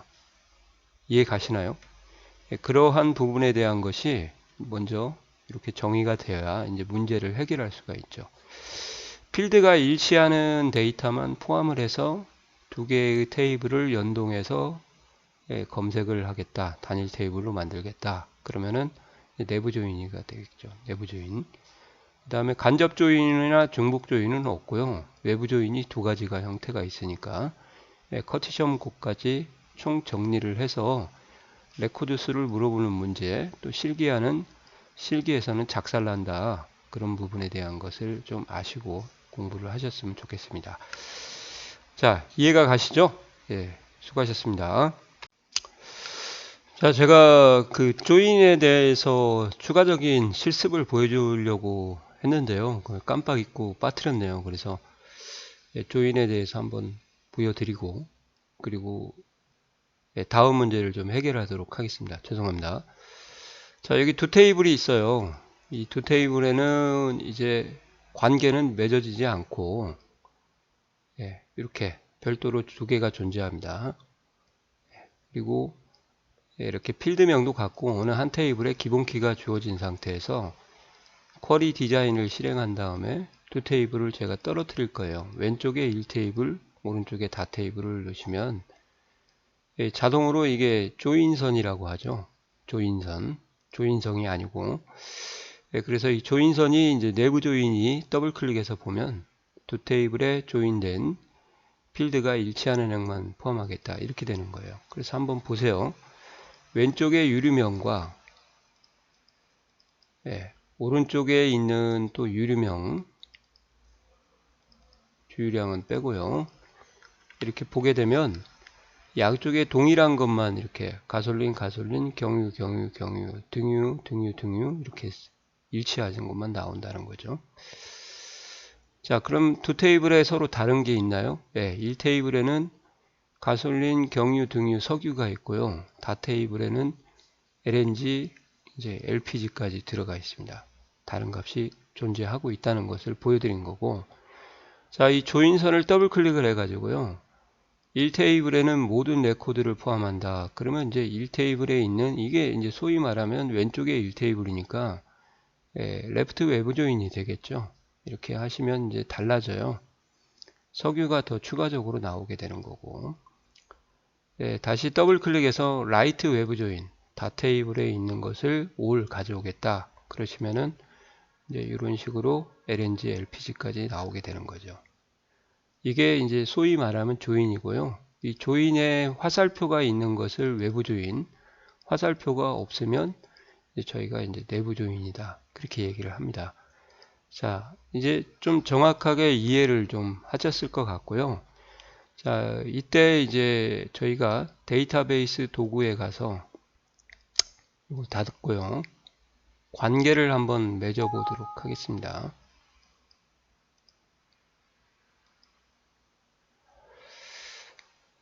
자, 여기서 유리명을 끌어갖고 이쪽으로 떨어뜨려도 되고, 유리명을 끌어서 여기 반대로 떨어뜨려도 상관없으니까, 이렇게 하고, 관계는 만들어져요. 근데, 이제 참조 무결성을 체크를 하게 되면, 에러가 날 거예요. 다 테이블에 없는 LNG, LPG가, 이 테이블에 없는 LNG, LPG가 있기 때문에, 이렇게요. 이 멘트가 바로 1테이블에 없는 다 테이블이 있다. 그 말이거든요. 이렇게 하면은 이제 문제를 해결할 수 없기 때문에 참조 무결성을 체크를 안 한 상태에서 제가 문제를 좀 풀어드린 거라 생각하시면 되겠습니다. 좀 이해가 가시죠? 예. 자, 그러면 이제 다음 문제로 넘어가도록 하겠습니다. 예, 좀 누락해서 좀 죄송합니다. 자, 54번입니다. 자, 54번의 키포인트는 이제 기본키인데요. 이 기본키라는 것을 설정을 하게 되면 이걸 먼저 아셔야 될 것 같아요. 개체 무결성이라는 게 있습니다. 그러니까 무결성이라는 건 원래 결점이 없는 상태를 말하는 거고요. 그만큼 데이터베이스에서는 결점이 없는 상태에 대한 강화된 규칙들이 있거든요. 근데 여러 가지가 있고 뭐 참조 무결성도 있고 그 다음에 유효성 검사도 있고 뭐 이렇게 있는데 그 중에서 이제 개체 무결성만 좀 설명을 드릴게요. 이 개체 무결성이라는 게 뭐냐면 기본 키로 설정된 필드는 두 가지를 허락을 하지 않습니다. 중복을 허락하지 않고 중복을 허락하지 않는다 그 말은 이제 고유하다 그렇게 얘기를 하는 거죠. 그 다음에 또 하나는 뭐냐 널 값을 가질 수가 없습니다. 알겠어요? 이 두 가지가 바로 개체 무결성이죠. 이것만 알고 있어도 그럼 기본키를 풀 수가 있습니다. 디자인 보기 상태에서 기본키를 설정을 하는 거고요. 당연하죠. 이건 뭐 더 이상 얘기 안 하겠습니다. 널 값을 허용하지 않는다. 이 널이라는 값은 이제 아무것도 입력을 하지 않고 그냥 패스하시면 돼요. 이걸 널이라고 그래요. 패스. 언론이라고 하죠. 알려지지 않는 값. 그러니까 어떤 값이 들어가 있는가를 모르는 상태라고 보시면 돼요. 예. 그리고 기본키로 설정된 필드는 항상 고유한 값이 입력되도록 여기에 바로 중복을 허락하지 않는다. 그 말이고요. 네, 답은 4번입니다. 관계가 설정되어 있는 테이블에서 기본키를 설정을 해제하면 관계는 그대로 유지가 되고 이 기본키를 해제하면 이제 참조무결성 자체는 설정할 수가 없게 되는 거죠. 고유 인덱스나 기본키를 해제하게 되면 그래서 관계까지는 돼도 참조무결성은 되지 않는다. 그렇게 이해를 하셔야 될 것 같아요. 그리고 설령 기본키를 해제하더라도 관계는 그대로 남아 있습니다. 아시겠어요? 역으로 얘기하면 참조무결성을 맺으려고 하면 1테이블은 기본키가 설정이 되거나 고유 인덱스가 설정이 돼야 되거든요. 그런 것까지 참조무결성에서 알아두시면 될 것 같고요. 현재 이 문제에서는 기본키 설정하고 관계는 이제 서로 무관하다. 그 정도까지만 아시고 개체 무결성을 한번 정리를 해보시면 될 것 같아요. 이해 가시나요? 자, 수고하셨습니다. 자, 55번입니다. 자, 55번의 키포인트는요, 일렬번호입니다. 일렬번호. 자, 일렬번호라는 것은 뭐냐면 말 그대로 1부터 순서대로 1, 2, 3, 4, 5, 6, 7, 8, 9, 10 새로운 레코드가 등록할 때 자동적으로 플러스 1씩 증가를 해서 번호를 부여하는 것을 일렬번호 데이터 형식이라고 하죠. 자, 이 일렬번호에서는 두 가지 특징을 좀 알아놓으시면 좋을 것 같아요. 일렬번호는 정의를 일단 알아두셔야 되고요. 정의가 바로 1번이에요. 자동으로 번호가 부여된다. 자, 두 가지 특징은 뭐냐면 비어있는 상태에서 일렬번호를 적용을 하는 겁니다. 그러니까 필드 값이 하나라도 존재하게 되면 일렬번호로 변경할 수가 또는 적용할 수가 없습니다. 아시겠어요? 그 필드가 비어 있어야 되는 거죠. 비어 있어야. 그리고 두 번째, 일렬번호가 부여된 상태에서 만약에 5, 6, 7을 제가 지웠어요. 20까지 있는데 1부터 20까지. 그러면 이제 이 5, 6, 7은 다시 부여할 수가 없습니다. 아시겠어요? 그럼 새로 만들고 싶다 그러면 어떻게 하면 되냐? 다시 일렬번호라는 필드를 아예 삭제를 하고요. 그리고 다시 부여하시면은 1, 2, 3, 4, 5, 6, 7이라는 순서로 또 부여가 될 수 있는 거죠. 그리고 크기는 변경할 수 있답니다. 이것은 안 해오셔도 되고요. 확실하게 이 세 가지만 알고 있어도 애매한 걸 답을 고르실 수 있는 것이 가능할 것 같아요. 아시겠어요? 그래서 일렬 번호가 어떤 의미인지 좀 알아두시면 좋을 것 같습니다. 자, 일렬 번호 한번 보여드리도록 할게요. 자, 1테이블을 열고 여기다가 새로운 레코드를 하나 필드를 생성을 하도록 하겠습니다. 순번이라고 할게요. 여기 눌러보시면은 이제 일렬 번호가 나오니까 이렇게 하게 되고 이렇게 돌려보면은 그러니까 순번이라는 게 새로 만들어졌으니까 기존에 있는 필드 값이 없는 상태죠. 그럼 이 단가 같은 거나 유리명 같은 것을 일렬 번호로 내가 바꿔볼까요? 안 된다고 나오죠. 이렇게 이해 가시죠? 이렇게 해서 보시면은 자, 제가 데이터를 여기다 입력을 딱 하면 이 세 항목이 5로 바뀌는 거죠. 자, LPG 그냥 장난으로 하도록 할게요. LPG 250원 이렇게 하면 이제 5가 되는 거죠. 그리고 이제 여기다가 만약에 제가 삭제를 했어요. 레코드 삭제를 하고 다시 LNG를 한번 넣어 보도록 하겠습니다.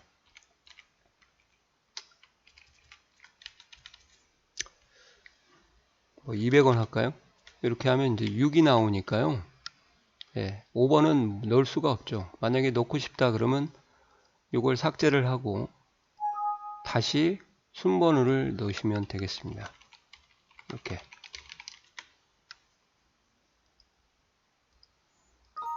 이렇게 하시면 이제 5번이 되는 거죠.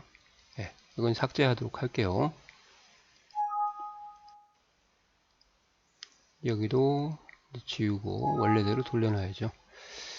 자, 그래서 제가 이제 보여드렸습니다. 근데 하나를 빠뜨렸네.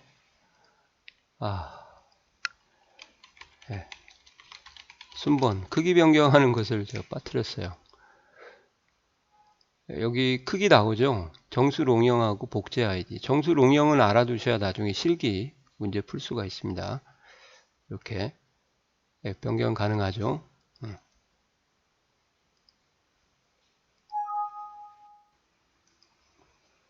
자, 이렇게 생각하시면 되죠. 답이 4번입니다. 자, 수고하셨습니다.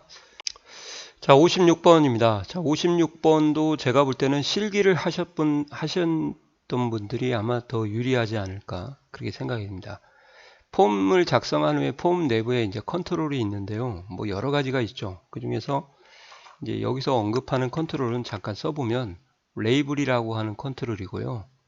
그 다음에 텍스트 상자라는 컨트롤, 그 다음에 목록 상자, 그 다음에 콤보 상자 이렇게 되어 있죠. 레이블은 말 그대로 글 상자예요. 한글로 얘기하면은 그냥 박스 안에 글자를 쓰는 거죠. 그럼 무엇 때문에 이걸 쓰냐? 주로 이제 제목이나 아니면 이제 보충 설명 같은 것을 별도로 표기를 하려고 이걸 사용을 하는 거예요. 이런 것들은 이제 말 그대로 단순한 글상자 역할을 하기 때문에 이제 그 테이블이나 쿼리하고 연동은 이제 바운드라고 하죠. 바운드는 하지 않습니다. 아시겠어요? 그냥 말 그대로 보여지는 거다. 그래서 캡션 등이나 캡션은 이제 닉네임 같은 거라고 보시면 되겠고요. 제목이나 닉네임을 텍스트로 표현하기 위한 단순한 글상자다. 한번 보여드릴게요. 또 텍스트 상자는 그런 반면에 레이블과 다른 게 이제 바운드를 할 수가 있어요. 바운드를 한다는 것은 이 텍스트 상자에다가 어떠한 필드를 연동을 시켜 가지고 그 필드 값이 나오도록 할 수가 있다, 그 말입니다. 필드 값을 표시하는 거죠.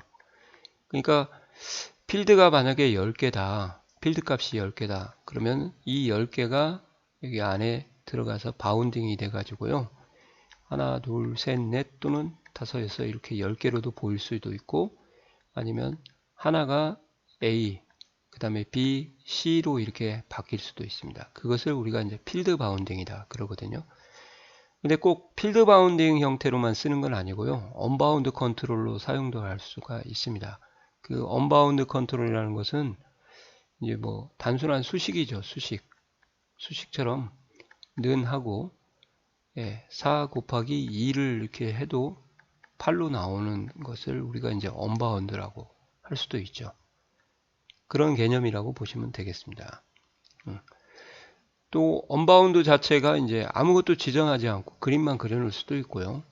그리고 목록 상자라는 것은 이런 식으로 넓게 펼쳐진 상태에서 여기에 A라는 필드, B라는 필드, C라는 필드, D라는 필드를 여러 필드를 이렇게 리스트를 보여주는, 영어로 이제 리스트 박스라고 하죠. 이런 형태가 목록이고, 콤보 상자 같은 경우는 이렇게 생겼어요. 여기 목록 단추가 있어 갖고 눌렀을 때만 하위에 리스트가 이렇게 표시가 되는 그런 것을 콤보라고 하죠. 콤보 같은 경우는 선택도 되고 입력도 되기 때문에 목록과 텍스트를 섞어 놓은 거라고 보시면 되고요. 목록은 이제 선택밖에 안 되고 텍스트는 입력밖에 안 되고 그 차이라고 보시면 돼요. 레이블은 아예 그냥 언바운드 상태로만 쓰는 거죠. 자, 한번 제가 보여드리도록 하겠습니다. 액세스로 가서, 자, 여기에 있는 이름 4번, 9번, 모의 투자 같은 이런 것들이 바로 이게 레이블이라고 그래요. 속성창을 띄워놓고 이렇게 눌러보면 이제 이름 레이블, 4번 레이블이라고 나오죠. 이게 이제 뭐냐? 이게 텍스트 상자라고 합니다. 이렇게 컨트롤 원본에 필드명을 바운딩을 시키게 되면 이런 게 폼보기에 가서 보면은 이렇게 모의 투자 2번이라는 테이블이 이렇게 연동을 해가지고 보여지게 되는 거죠. 이렇게 지금 정렬 상태가 달라가지고 이게 바로 텍스트 상자예요. 텍스트 상자. 그리고 컨트롤 원본에서 만약에 제가 만들기에서 폼 디자인에 가서요, 텍스트 상자를 그냥 하나 딱 찍고 여기에다가 컨트롤 원본에다가 는 4 곱하기 2 이렇게 쓰겠습니다. 그러면 어떻게 되냐? 폼 보기 하게 되면 이제 8이 나오겠죠. 이런 게 언바운드라고 보시면 되겠어요. 폼 자체가 이제 바운드가 안 되기 때문에 여기 가도 컨트롤 원본에 가서 필드명이 안 뜨죠. 이렇게 뭐 문자로도 연결하겠다 그러면 4 앰퍼샌드 2 이렇게 하시면은 이제 42가 나오겠죠. 문자 형태로 이렇게 하는 것이 되겠습니다. 자, 또 목록 상자도 한번 보여드릴게요. 목록 상자라고 하면 이게 목록 상자거든요.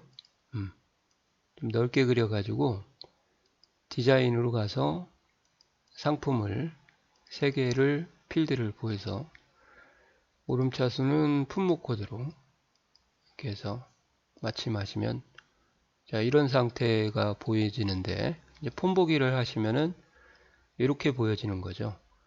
좀 사이즈를 좀 제가 크게 한번 하고 다시 보여드리도록 할게요. 스크롤 단추가 생겨 가지고요, 이렇게 보여지는 게 이 목록이다. 아시겠어요? 자, 다시 디자인으로 가셔가지고 이제 마지막 콤보만 보여드리면 되겠네요. 콤보 조금만 올리고 디자인에 가서 이게 콤보예요. 콤보 상자. 이렇게 찍기만 해도 되고요. 다음에서 상품 3개 뭐 이렇게 하고 오름차수는 품명으로 이렇게 하시면은 이제 한번 가보겠습니다. 조금 옆으로 좀 넓게 해줄까요? 폰 보기 하시고 여기 눌러보면 이런 식으로 나오는 거예요. 이렇게. 이게 콤보, 이게 목록, 이게 텍스트 상자죠. 그럼 답은 이제 고를 수가 있겠네요.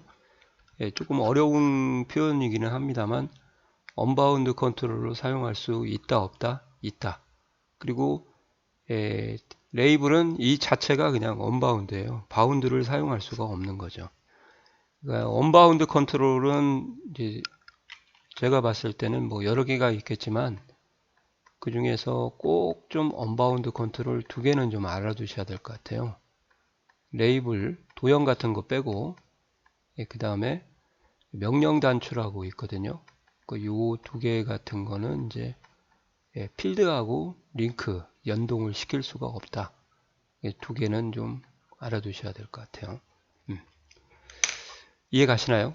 그래서 답은 2번입니다. 좀 어려운 표현을 해서 좀 헷갈릴 수도 있을 것 같아요. 자, 수고하셨습니다. 자, 57번입니다. 자, 57번은 그래도 비교적 좀 쉬운 게 시험에 나왔네요. 예, 좀 뭐 크게 문제가 없을 것 같아요. 그 영어의 필드명이 나오면은 이제 좀 보기가 안 좋으니까 다른 이름으로 리네임을 시키는 기능이 있습니다. 테이블에서. 그 뭔 속성이냐? 결론부터 말씀드리면 캡션이에요. 캡션. 그래서 한번 보여드리면 확실하게 이해를 할 것 같아요. 자, 1테이블을 열고 디자인 보기에 가서 단가라고 하면은 조금 못 알아듣겠다 그래서 가격이라고 바꿀 거예요. 근데 가격을 직접 바꾸는 건 아니고 데이터 시트 보기에서만 이제 그렇게 보이는 것이 캡션이라고 합니다. 보이시죠? 캡션. 네, 그래서 제가 여기다 가격이라고 한번 써보도록 할게요. 네, 뭐 가격이라고 하지 말고 또 이렇게 할까요? 리터당 가격이라고 그렇게 하면 이제 좀 더 쉬울 것 같아요. 네, 그래서 이렇게 보시면 이제 어떻게 나오는가 한번 보시면 돼요. 여기 이렇게 나오는 거죠. 이게 뭐라고요? 이게 캡션이에요. 다시 이렇게 디자인 상태로 가시면 필드명이 변해서 보이는 거지 실제로 필드명이 바뀌는 건 아닙니다. 아시겠어요? 네, 그래서 다시 지우고 가면 똑같이 단가가 나오는 거죠. 자, 어떤 의미인지 아시겠죠? 네, 그래서 이렇게 하시면 되고 형식은 겉모습을 바꿔주는 것을 엑셀하고 비슷하죠. 스마트 태그는 뭐 크게 의미 없는 거고 입력 마스크는 데이터를 좀 빠르게 입력하는 일종의 양식 틀을 만드는 거고 별도로 강의가 있으니까 이건 제가 지정을 해드리도록 하겠습니다. 입력 마스크 같은 경우는 필기보다 실기를 먼저 하셔야 될 것 같아요. 형식도 마찬가지고요. 자, 이렇게 해서 57번도 답이 2번이라는 거 쉽게 아실 수 있을 것 같아요. 자, 수고하셨습니다. 자, 58번입니다. 자, 58번도 그렇게 어려운 문제는 아니거든요. 폼에서 컨트롤을 이동할 때요. 보통 탭을 누르거나 시프트 탭을 누릅니다. 탭을 누르게 되면 이제 순서대로 가는 거고 시프트 탭을 누르게 되면 역방향으로 포커스가 이동하죠. 포커스가 이동한다는 의미는 커서가 입력된 상태로 바뀐다는 거거든요. 그때 이제 포커스를 받지 않도록 설정을 하려고 하면 어떤 컨트롤의 속성을 설정을 해야 되냐? 탭 정지를 아니오로 하셔야 됩니다. 아시겠어요? 탭 정지 속성을 아니오로 하시면은 탭을 눌러도 포커스 인이 안 되는 거죠. 자, 한번 제가 보여드리도록 하겠습니다. 자, 여기 폼이 이렇게 열렸는데요. 탭을 누르면은 차례대로 이렇게 이동하는 것을 보실 수가 있을 거예요. 그죠? 근데 이 합계는 포커스가 인이 안 돼, 계산식으로 되기 때문에 안 되게 만약에 하시겠다 그러시면은 자, 이제 디자인 보기를 하셔가지고요. 합계를 찍고 영어가 시작되는 곳 끝까지 모두에서 놓고 내리시면은 탭 정지가 있습니다. 여기 얘라고 되어 있죠. 얘를 아니오로 놓으시면 자, 이제 보세요. 이제 Shift 탭 누르면 거꾸로 가죠. 자, 합계 올까요? 건너뛰고 이게 뭐라고요? 이게 탭 정지라고 합니다. 아시겠어요? 그러니까 이 문제도 되게 어렵지는 않습니다. 그리고 탭 인덱스라는 건 뭐냐면 탭 인덱스도 여기서 설명을 드릴게요. 자, 컨트롤이 지금 텍스트 상자하고 콤보 상자 두 개가 있고 두 개가 있다고 한번 가정을 할게요. 또 다른 것도 되는데 세 개만 있다고 할까요? 자, 얘가 이제 탭 누르게 되면 처음으로 오는 거예요. 1번. 얘가 탭 누르게 되면 2번, 포커스 2번, 탭 누르게 되면 이제 포커스 3번이 되는데요. 탭 인덱스는 뭐냐? 첫 번째 탭을 눌렀을 때 오는 것이 고유 넘버, 탭의 고유 넘버 0부터 시작을 합니다. 그래서 탭 인덱스가 0번이고요. 얘가 1번, 얘가 2번이 되는 거죠. 그래서 탭 인덱스라는 건 뭐냐면 탭 정지가 설정이 될 때 그 탭 정지의 순서라고 생각하시면 되겠습니다. 근데 중요한 것은 0부터 시작을 하니까 그걸 꼭 좀 외워두시면 좋을 것 같아요. 아시겠어요? 탭 순서라고 하죠. 탭 순서. 탭 정지하고는 관련이 없고요. 뭐 당연히 이제 여기에다가 탭 정지를 안 하게 되면 탭 인덱스가 이제 자동적으로 건너뛰게 되는 거니까 탭 순서하고 탭 인덱스하고 관련이 있는 거고 포커스가 인이 안 되는 건 탭 정지가 아니오로 한다. 그래서 답은 이제 4번이 되겠습니다. 이건 뭐 제가 볼 때는 그렇게 어렵지 않은 문제 같아요. 그죠? 예, 수고하셨습니다. 이 말씀을 하나 드려야 될 것 같아요. 이런 문제는 백날 필기할 때 암기하는 것보다요. 실기 문제를 한 번이라도 풀어보시면은 이렇게 쉽게 접근할 수가 있어요. 그래서 엑셀하고 액세스는 저는 이제 학생들한테 그렇게 얘기를 하죠. 실기를 한번 딱 듣고 그리고 필기를 준비하시는 게 좋을 것 같아요. 그러니까 실기의 텀이 한 끝나기 일주일 후에 끝나고 일주일 후에 시험 접수를 해서 필기를 정리를 또는 2주 10일 정도 정리하시면 그만큼 이제 빠르게 정리할 수가 있죠. 그러니까 실기를 안 하고 필기를 하려고 하니까 막막해지는 거죠. 그런 부분이 좀 있다는 것만 좀 말씀을 드리겠습니다. 자, 수고하셨습니다. 자, 59번은 폼에 대한 전반적인 것을 물어보는 문제인데요. 일단 정답은 3번이에요. 3번은 왜 틀렸냐면 폼에 컨트롤을 삽입하면 삽입한 순서대로 탭 순서가 지정됩니다. 위에서 아래, 왼쪽에서 오른쪽은 탭 순서에 가서 자동 순서를 눌러야만 이렇게 되는 거지 기본적으로 탭은 추가된 순서대로 들어가게 되는 겁니다. 그러니까 예를 들면 컨트롤을 제가 이렇게 하나 집어넣고요. 그 다음에 밑에다 또 집어넣었어요. 그리고 이렇게 또 집어넣었어요. 그리고 이렇게 집어넣습니다. 그러면은 지금 탭 순서가 얘가 처음 들어간 거고 그 다음에 얘가 두 번째 들어갔죠. 얘가 세 번째, 이게 네 번째다. 이렇게 됐다고 가정하면 그러면은 탭 순서가 얘가 1번이 되고 얘가 2번, 얘가 3번, 4번이 되는 거지 위에서 아래로가 자동으로 정해진다는 게 아니죠. 그래서 이제 이 부분이 틀렸어요. 그리고 나머지 부분은 이제 그 사실 실기를 하고 하시면은 참 좋은데 실기를 안 하셨다고 하면은 조금 설명하기가 좀 길어질 것 같아요. 그래서 명령 단추의 매크로 함수를 이용해서 이제 폼을 닫을 수 있다. 그리고 탭 순서는 이렇게 조정하는 거다. 크기와 간격을 조정할 수 있다. 이런 것들은 제가 한번 보여드리도록 할게요. 자, 이렇게 폼을 하나 제가 만들었고요. 디자인 보기로 가셔가지고 여기다가 명령 단추 하나 만들 겁니다. 이렇게 하면 이제 그 마법사가 이렇게 보통 뜨는데 마법사에서 작업을 할 때 폼 작업에 가서 폼 닫기 하고요. 폼 닫기라는 텍스트로 그림으로 넣고 싶으면 이렇게 집어넣고 다음 하고 이제 커맨드 25는 그냥 별도로 개체를 지정 안 하겠습니다.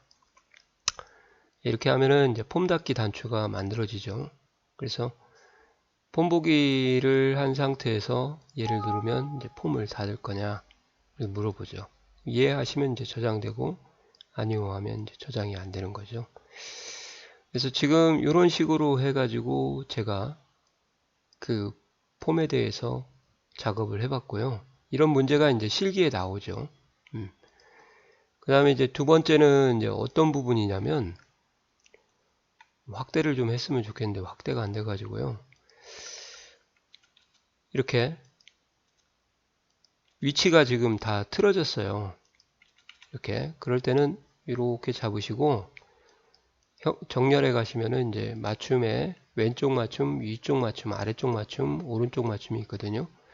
그래서 위쪽으로 하시면 이렇게 일직선으로 맞춤을 할 수도 있고, 그 다음에 지금 간격이 동일하거든요. 근데 만약에 얘를 이렇게 움직였다, 얘도 이렇게 움직였다 그러면 이렇게 잡으신 다음에 정렬해 가서 크기 공간으로 가시면 가로 간격 같음 동일하게 이렇게 하실 수가 있다는 거죠. 아시겠어요? 이런 것들에 저장은 안 하겠습니다. 이런 것들에 대한 작업을 지금 말하는 거예요. 그리고 폼에서 연결된 원본도 지워지기 때문에 레코드를 삭제하는 경우 영구적인 작업이라서 테이블이나 쿼리에서도 삭제가 되니까 주의하셔야 됩니다. 아시겠어요? 위에서 아래로가 아니고 왼쪽에서 오른쪽이다. 이것도 컨트롤 크기와 간격을 일정하게 할 수 있다. 요 3번만 더 한번 보여드리면 되겠네요. 이제 자, 3번에서 이제 탭을 눌러보면 탭 순서가 왼쪽에서 오른쪽으로 됐죠. 그죠? 디자인 보기에 가셔 여기서 탭 순서를 눌러보면 여기 자동 순서라고 되어 있잖아요. 이걸 누르게 되면 이 탭들의 위치하고 그 세로 크기가 같다. 그러면은 왼쪽부터 오른쪽으로 정해지게 되어 있습니다. 자, 끌어서 한번 제가 이동을 한번 해서 부서가 먼저 오고 그 다음에 4번이 두 번째 오고 이름이 세 번째 오도록 하겠습니다. 그때 자동 순서를 누르면 어떻게 되는가 한번 봐보세요. 이렇게 이름 4번 부서 이렇게 되는 것이 왼쪽에서 오른쪽 위에서 아래쪽으로 설정이 되는 거죠. 그런 것들을 설정할 수가 있습니다. 근데 탭 순서가 이렇게 자동으로 지정되는 게 아니라 컨트롤 상자, 텍스트 상자를 만든 순서로 기본적으로 들어가죠. 그 자동 순서를 눌렀을 때만 이렇게 바뀌기 때문에 3번이 정답이 되겠습니다. 이 부분도 실기를 좀 꼭 하시고 하셨으면 좋겠어요. 좀 이렇게 좀 써드릴까요? 실기 후에 문제 풀기 이렇게 하면은 그 쉽게 더 문제를 풀 수가 있을 것 같습니다. 그죠? 그런 부분이 좀 많이 나오네요. 자, 수고하셨습니다. 자, 마지막 60번입니다. 자, 60번은 폼에 대한 전반적인 특징을 물어보는 건데요. 또 그렇게 디테일하게 물어보는 건 아니고 폼에 대한 특징 중에서 이제 바운드 되는 폼과 언바운드 폼을 좀 구분할 수 있으면 좀 해결을 할 수 있을 것 같아요. 그래서 이렇게 설명을 드리면 좀 이해가 안 될 것 같아서요. 제가 폼을 하나 열고 보여드리도록 하겠습니다. 지금 현재 보고 있는 이 폼이 이제 언바운드 폼이라고 합니다. 언바운드 폼이라는 건 뭐냐면 이 폼과 테이블과 쿼리가 연동이 되지 않는 상태라고 보시면 돼요. 지금 현재 여기서는 이제 애석하게도 쿼리가 없는데, 그죠? 모든 액세스 개체 이렇게. 자, 그래서 한번 이제 디자인 보기를 한 후에 이 레코드 원본이라는 속성이 있거든요. 이 레코드 원본 속성은 뭐냐면 소스라고 합니다. 소스. 앞에서도 제가 문제를 한번 풀어드렸죠. 즉, 이 폼에 사용되는 소스, 즉 테이블, 쿼리, SQL문 세 가지가 있는데요. 이게 비어 있으면 언바운드 폼이다. 그렇게 얘기를 합니다. 또는 언바운딩, 뭐 그런 큰 의미는 부여하지 마시고요. 언바운드라는 개념만 좀 아시면 되고, 그럼 반대로 자, 이렇게 제가 특정 폼을 하나 열어 볼게요. 이제 디자인 보기에서 폼 보기로 가셔가지고, 자, 이렇게 모의 투자 2라는 폼을 제가 열었어요. 그리고 디자인 보기를 하시게 되면 레코드 원본이 모의 투자 2라는 요 테이블로 연계가 되어 있죠. 그러면 이것을 뭐라고 그래요? 이제 저희가 바운딩 폼이다, 그렇게 얘기를 하거든요. 이 바운딩이 되어 있을 때 이제 또 하나 추가적으로 아셔야 될 게, 이러한 텍스트 상자 컨트롤에 이제 필드 바운딩이라고 하죠. 컨트롤 원본에 이렇게 선택을 할 수가 있습니다. 근데 언바운드가 되어 있는 폼에서는요, 보시는 것처럼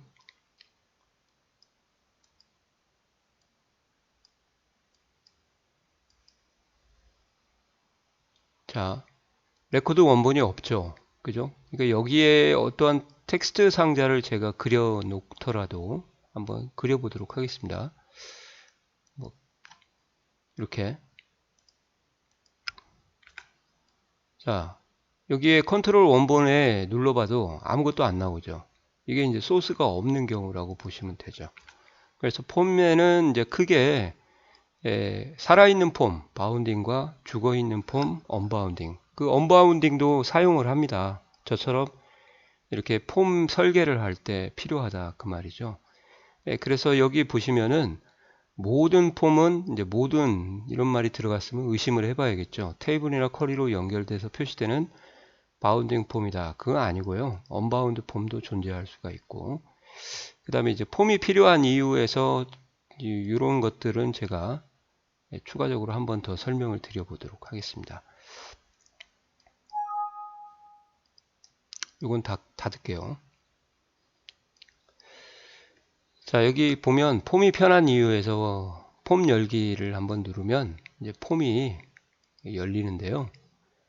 이런 식으로 폼을 열면은 뭐가 이렇게 좋냐, 이렇게 다양한 컨트롤을 통해 가지고 부연 설명을 해줄 수가 있죠. 업체별로 다양하다, 또는 0보다 큽니다, 또 실제 사진 같은 것을 첨부 파일 형태죠, 보여줄 수도 있고, 이렇게 특정한 제품을 또 검색할 수도 있어요. 이게 매크로나 또는 모듈 VBA를 사용해서 TV 하면 TV로 바뀌게 되는 거죠.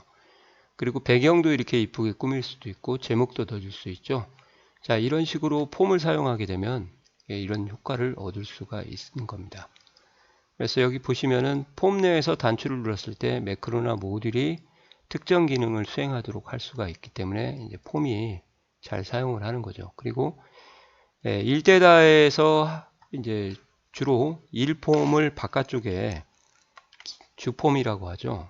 이렇게 좀 깔고 특정 필드를 여기다가 바운딩 시켜 놓고 그 아래쪽에 또는 안쪽에 이렇게 또 다른 폼을 넣습니다. 그것을 우리가 이제 하이라고 하거든요.